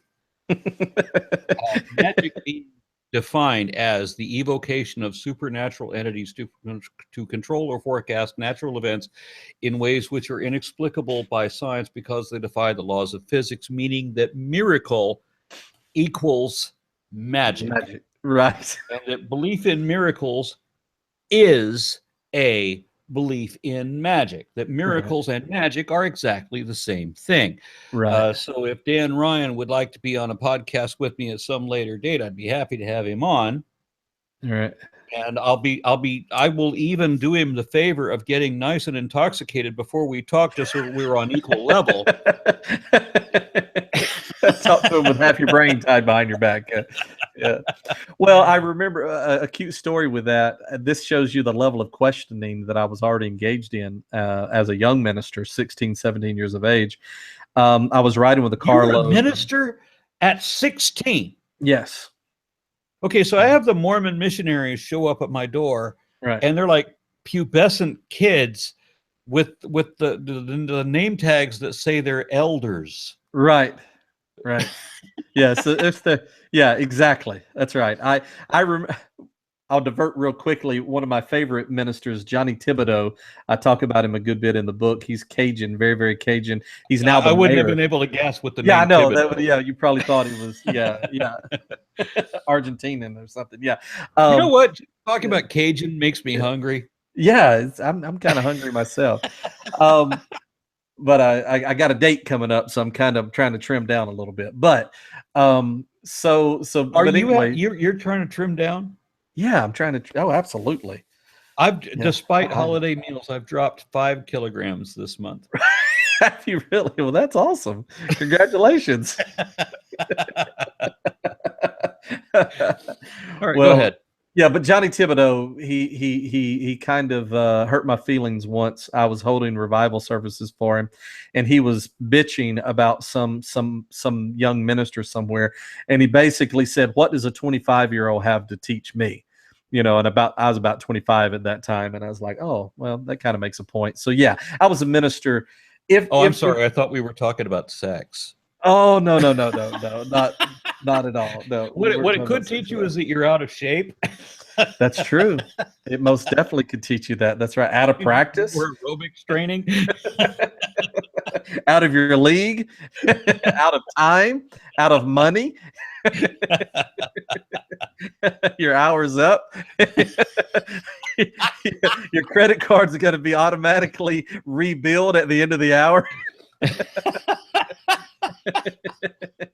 Did you only do preaching, or did you also do stand-up? It's close to the same sometimes. I would have rather have done stand-up. I think that may have been my actual calling. That's something upsets me. There was the Global Atheist Convention Yeah. in Melbourne, Australia, was canceled, and they had scheduled me to do an hour to entertain what in 2012 would have been an audience of 5,000 people. Right. And I had started working out this actual stand-up comedy routine. Oh, that'd be great. I was really looking forward to it. I mean, I was going to roll this audience with a stand-up comedy routine. That, you know, for whatever reason, that doesn't work with small audiences. It doesn't. The bigger the audience, the better that works. And Absolutely. I was working out this routine that was actually going to really, really work, and they canceled it. So I'm upset because I never get to speak to 5,000 people at one time. Yeah. I think the largest crowd I've ever been in front of was about 2,000. Was probably the largest. Yeah. That would have been twice what I have been. Well, and it's fun. I mean, it has a different dynamic. It really, really has a different dynamic. So seems like there was some other story I was going to tell, but I've forgotten it. So it must not be my fault. No, not at all. I got off on telling a sub story to that story. So we're probably good. All right. Well, so we were talking about the holidays, and we only talked about Thanksgiving. Yes.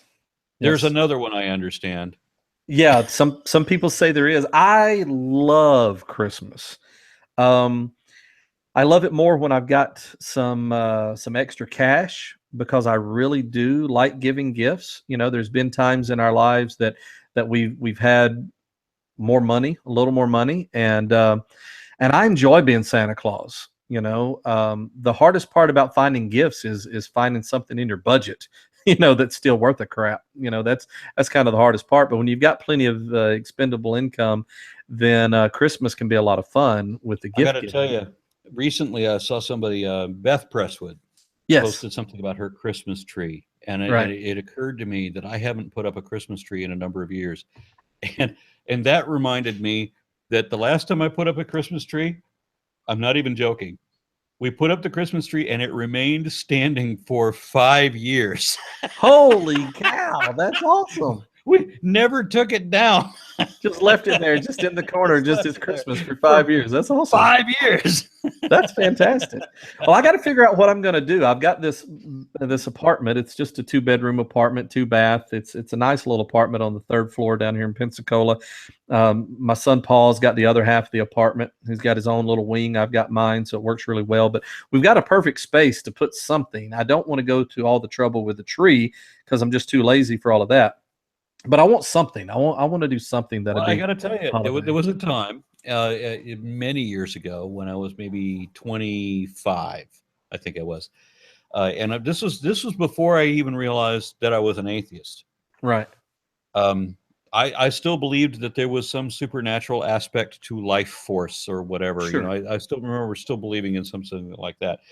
But I remember our Christmas tree when I was 25 was a tropical plant that we had put a Santa hat on and then decorated it with bottles of tetracycline and boxes of condoms. Wow. Holy cow. And then underneath it, instead of gifts, we put empty pizza boxes. All the way around, this tree is working for me. All the way around. This is making sense. I just had no respect for Christmas, like, at all. Yeah. I'm sentimental about those kind of things. I like Christmas. The Christmas music doesn't bother me. The religious Christmas music doesn't bother me. Awful.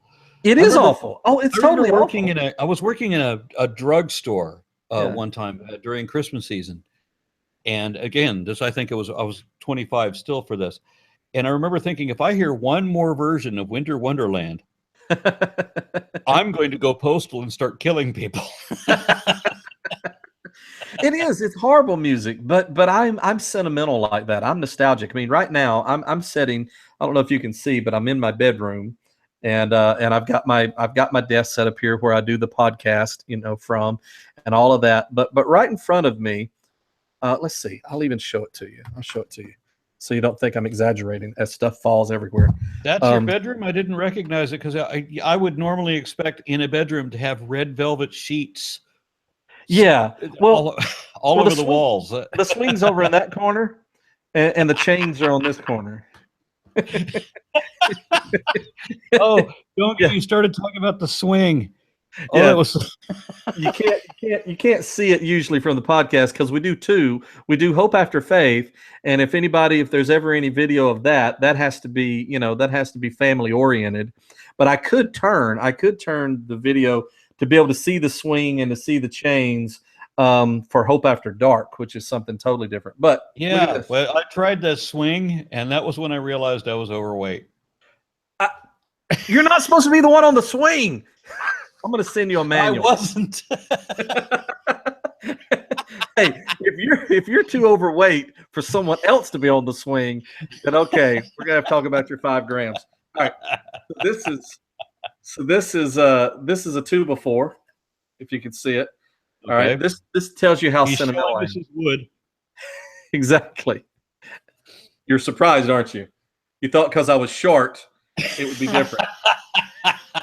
Okay, so here's I've known a couple of short guys who were tripods. Yes, exactly. So here's a 2x4. The reason I'm showing it to you is to talk about how sentimental I am. That is from a porch that my grandfather and I built together, and we had to tear the porch down. It got old, and after he had died, and I saved that little piece of timber from it. Notice I didn't say wood. I saved that little piece of timber from it because that's how sentimental I am. And so, like Christmas music, it's the worst, yes, but I'm sentimental about all that kind of stuff. The colors, the red and the green, to me, all of that stuff clashes horribly. It's not how I would decorate anything except for during this time of year, but I'm sentimental to it. So I give all that stuff a real pass. And it doesn't, even when I sing along with, Little Drummer Boy or whatever else, none of that offends my atheism. None of that bothers me. I just feel above all of it. It just doesn't. The sentimental thing, my wife has criticized me for being irrational for sentimental value on things and for inanimate, that you're too sentimental. Yeah, well, it's the notion of being caring for inanimate objects, for example. Oh, absolutely. Sure. My motorcycle, for example. I absolutely love my motorcycle because I've had it for 10 years. It's never broken down. It is never, you go through the, tires, brakes, belts, clutch cables. But I've never had to take it in and say that anything that the factory actually that is not a consumable item had actually broken down. Right. I drive a Victory, Mm-hmm. and it's just been the most magnificent motorcycle I've ever had, and so I absolutely love that bike. And to the point of being irrational about it, where my wife will point out that it doesn't, the motorcycle wouldn't feel cheated on. If I go rent an Indian Chief and go tour Hawaii with it, as we talked about doing on a time, my Victory Vegas won't feel jealous. Won't be jealous about it, right? An idea of his thing with the inanimate objects. I first met him in 2008, and he's still talking on the clamshell phone. And I'm like, people call him inside the house, and he's like, what? Because he's like dual band, and everybody else watching or whatever. And I'm like, why do you hold on to that phone? Get a new one. Get a smartphone. And he's like, look at this phone. It's a tough phone. Yeah, you're right. Yeah. And she's Okay, right. it's the She's boss. right. I have this emotional attachment to things that have served me well, and I want to be loyal to them and honor them. Right. You know, and Yeah. I remember seeing this video about this. There's a video on YouTube that about this lamp that gets pushed aside at some point and discarded, and it's thrown in the trash, and then they replace it with a much better lamp, and so that you see this lamp in the trash, and it's raining, and the lamp looks all sad, and everybody, of course, in the audience feels really sad until this guy shows up on screen and says, "What do you care about that lamp for? It doesn't have feelings. The new one is much better. Get over yourself." And shames the whole audience. That's rude. That's mean. That's mean. They filmed it in such a way to make you feel sorry for the lamp. Now they shame you about it. Yeah. Well, Yeah. I have the same irrational feeling, and I was at a the Amazing Meeting around about 2010, I think it was, where they were talking about how even the most rational person will have irrational feelings for inanimate objects that don't Sure. have feelings at all. Right. Right. And while I feel all of this honor toward this object that has no repercussions whatsoever, at the same time, I will have discarded or disregarded, actual human feelings I should have been more concerned about. And so I've gone through a number of emotional revelations in the last decade or so of my life of being reevaluating who I am and where I come from on a lot of things.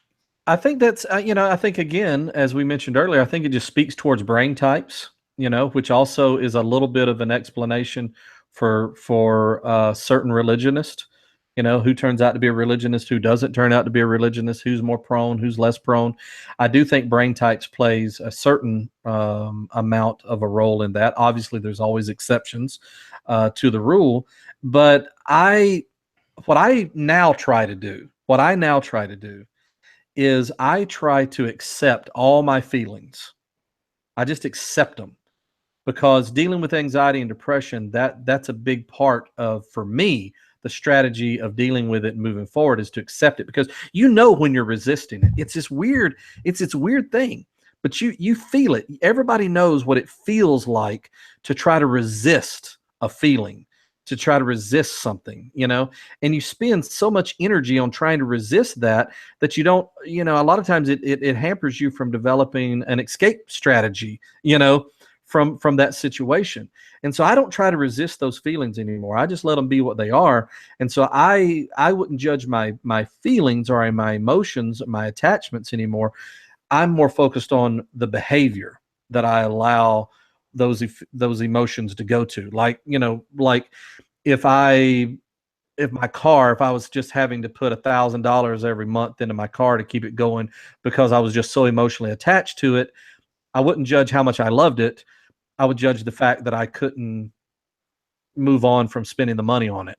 It would be the behavior side of it, and I would just have to deal with it and suffer. And that's a big secret to success.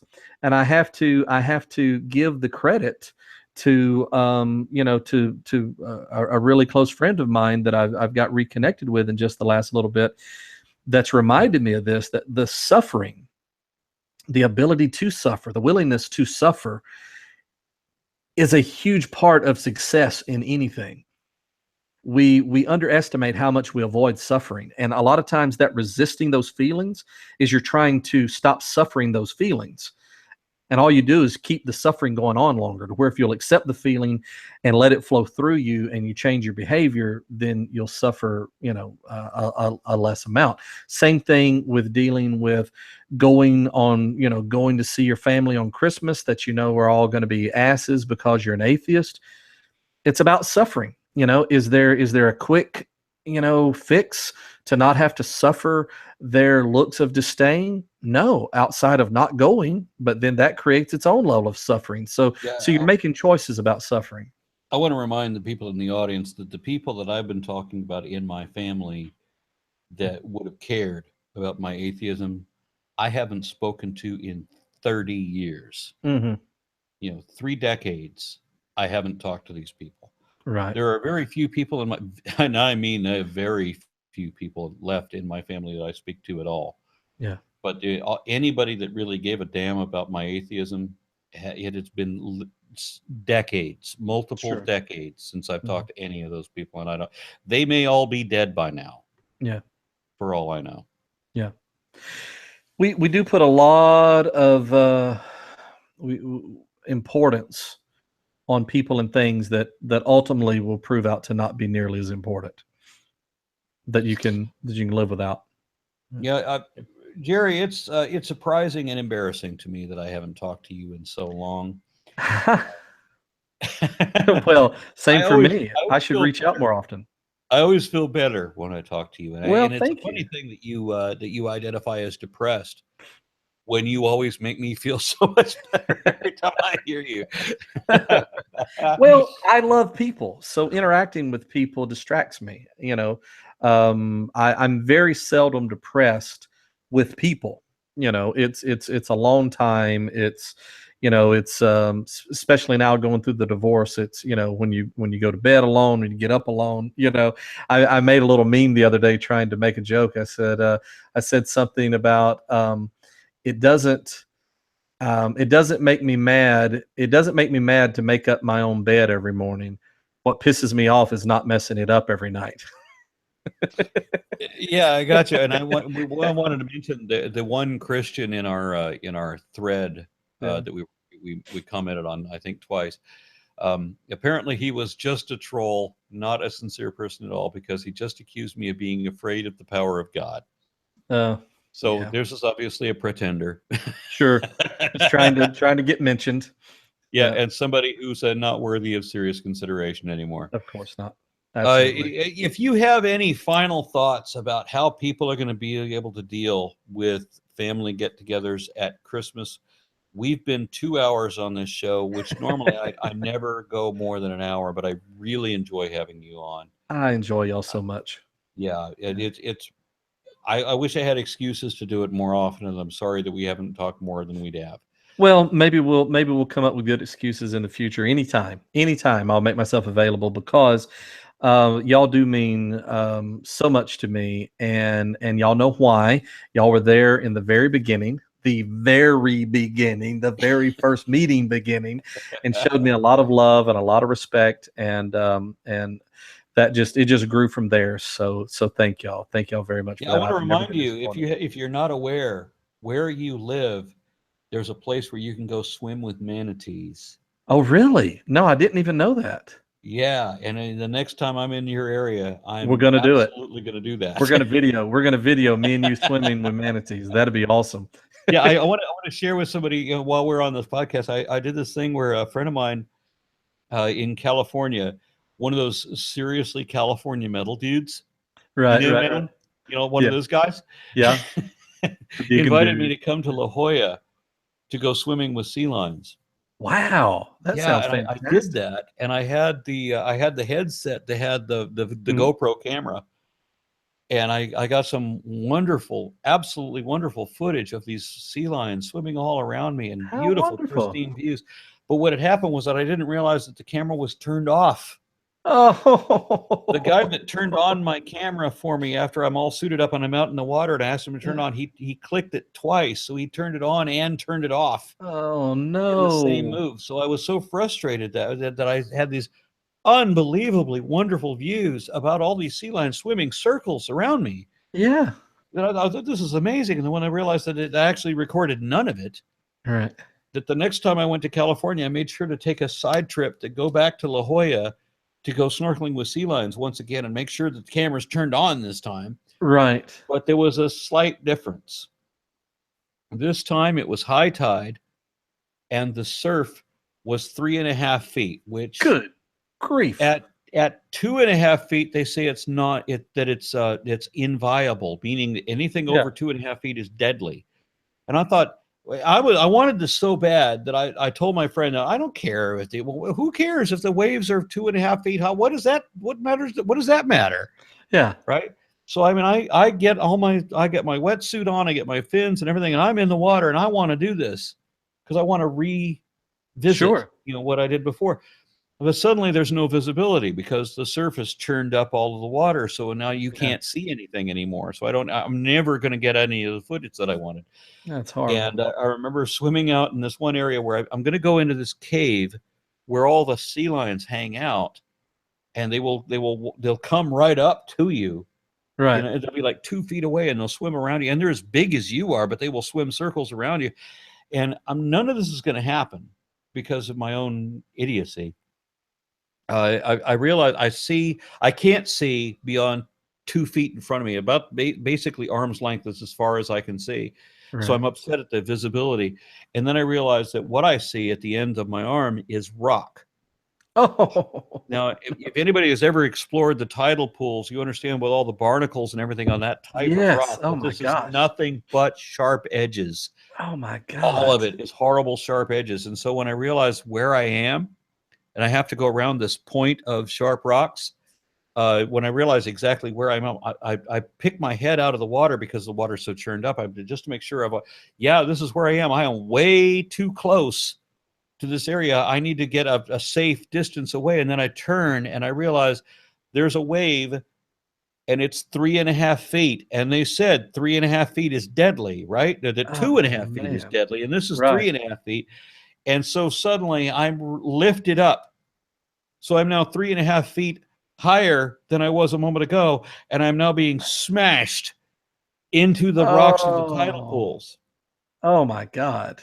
Again and again and again. The waves drag me across the rocks, pick me up, and smash me into the rocks and drag me across. And there's no control. I've got nothing. There's nothing I can do. I ended up, I had bruises all over my entire body. And if I wasn't wearing a wetsuit, I might have bled to death. That's horrible. The bottoms of my hands and the bottoms of my feet were completely covered in blood. I had so many cuts all over. My GoPro camera was removed. My mask was removed. My snorkel was removed because of the surf. I mean, you just imagine being, you're like being whipped. You're like being picked. You're like on the end of the whip. You know, it picks you up and it slams you down, and it picks you up and slams you down. And I've got no control over this. That's horrible. I don't know if it was 15 minutes or a half hour being smashed into these rocks and just doing everything I can not to have my head staved in. And I managed not to get my skull collapsed, but I mean, every other part of my body was beat to hell. And they actually, the Coast Guard had to come rescue me. Oh my God. Are you kidding me? Because I was in an area, there was no escape. Right. I mean, when the waves would pull out, I would see that there's nothing but rocks. There's nowhere to go. And I've got nowhere I can stand. I've got nowhere I can escape. And so then the next wave would come, and I'm like, just brace yourself. And here it comes. Blam! Good grief. Did you think you were going to die? I did. I did. I was terrified. The thing is, the only justification is, of all the ways that you can die, going snorkeling with sea lions, being smashed against the surf is not one of the worst. Not one of the worst, and almost heroic in its own sense. In its own adventurous stupidity. Yeah, adventurous. I had been warned by all these people that this is deadly surf. You can't go snorkeling in this kind of, and I did it anyway. So, straight to Valhalla. In a manner of speaking. What did you learn from this experience? What I learned, the funny thing is that the Coast Guard really did come save me. Yeah. And because I had been a long time in these smash, and I accidentally swallowed so much seawater. I really thought this is going to be it. There's no way out of this.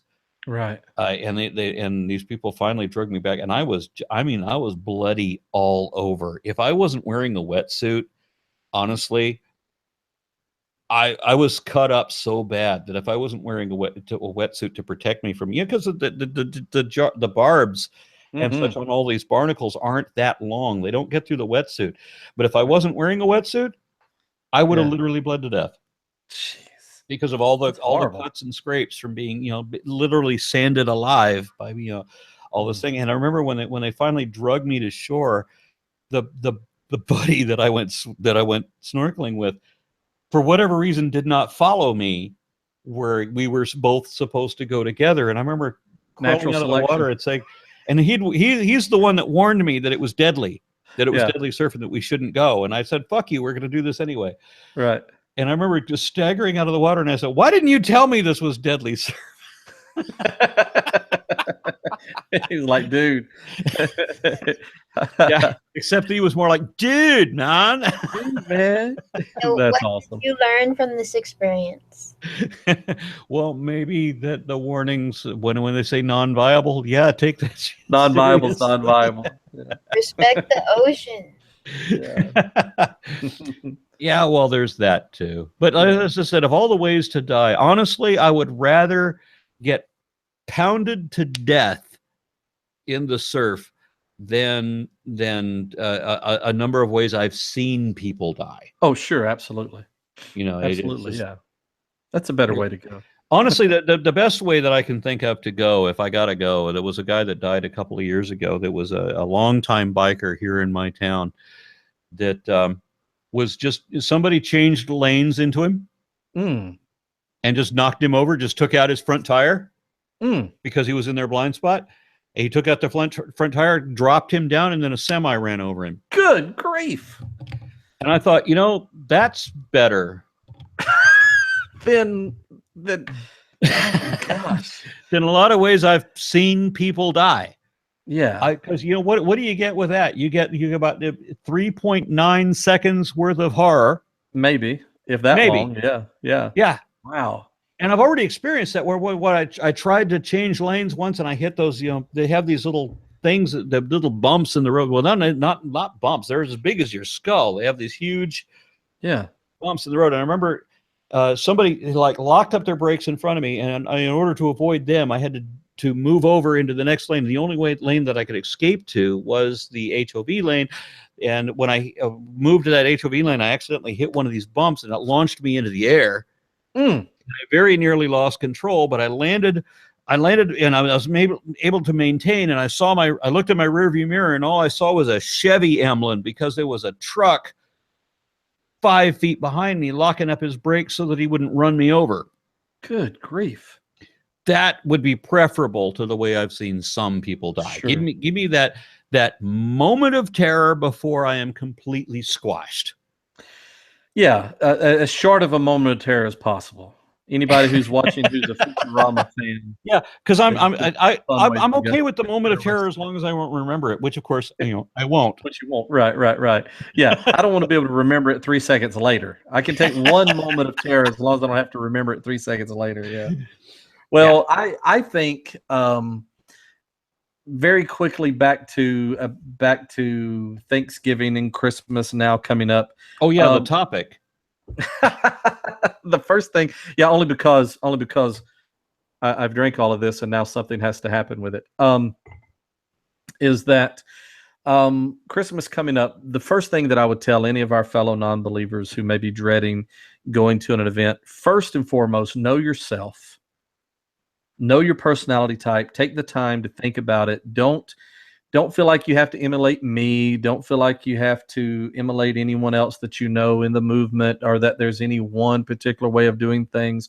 I'm very comfortable with going in and walking out without having deconverted anyone. I'm very comfortable of going in and someone saying something like, you know, I'm praying for you.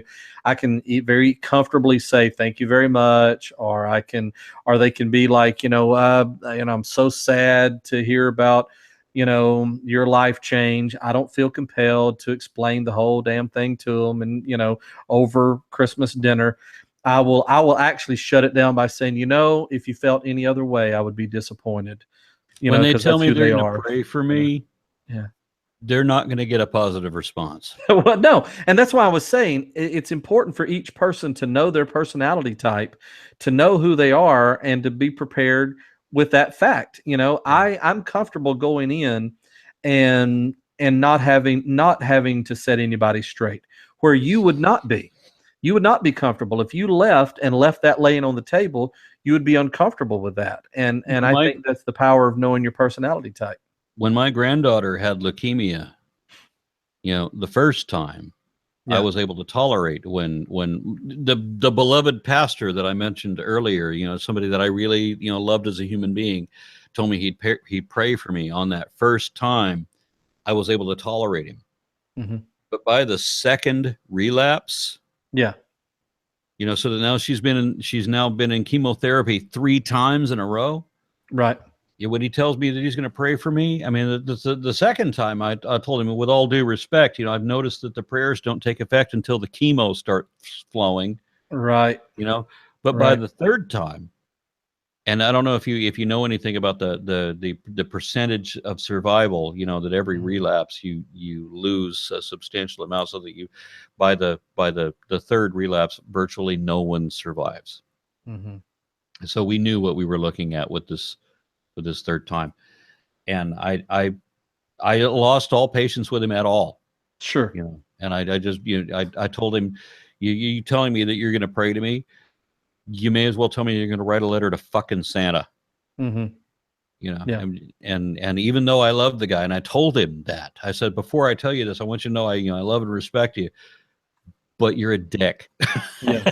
Well, I would imagine in that situation, if it were my grandchild, and I have no doubt that I would feel the same way, and that I would probably express the same sentiment. Yeah. As a positive note to that, if one could say that there even is one, that hospital ended up coincidentally inviting me to give a presentation to their. They had a staff of clergy, Mm-hmm. and they had me speaking. It was supposed to be me and a number of other people, but it ended up just being me alone, and I was speaking to 10 clergymen that worked for the hospital. And they were saying that they had noticed that when they say the kinds of platitudes, if you will, that would normally make believers feel comforted, that when they talk to non-believers, that it had the opposite effect. I'm like, well, yeah, Exactly. And so they said, well, how do we make these people feel better? And I said, well, therein it lies a huge challenge, because there's nothing you can say that'll make feel better. And all they need is human compassion. What they need is a hug. They need to see a tear in your eye. Mm-hmm. If we are dealing with a real world situation, we need real world solutions. And if there's not one, if that's what the reality is, we need human compassion, and that's all. That's it. Empathy.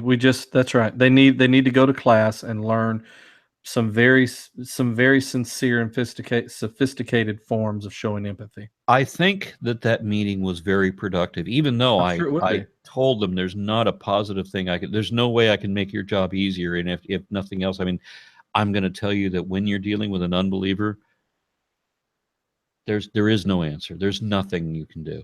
No, there's really not. There's really not.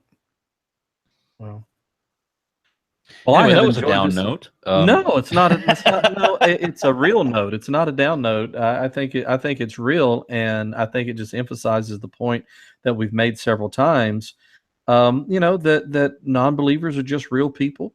The believers are just real people. They may sometimes pretend that they're not, but they are, and we're just all trying to figure out how to make it through Christmas. The reality of it is, unless they're just a complete ass, they're probably dreading the situation. The believers probably dreading it as much as we are, because they're not wanting the conflict as well. Now, obviously, there's lots of exceptions to those rules, but I think if we all just go in focused on the season and the family and the food and the fun and the presents, and as much as you can distract people back towards the kids, I think that helps a lot,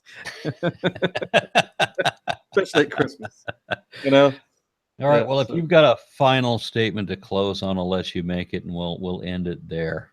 Well, thank you. I think my final statement would just be, don't forget that we have a podcast, Hope After Faith, the podcast. You can find it on iTunes and Spreaker and all those different things. Hope After Faith podcast.com, I believe is where we reside. One of those dot something or the others. I'm not sophisticated enough to be in charge of all that.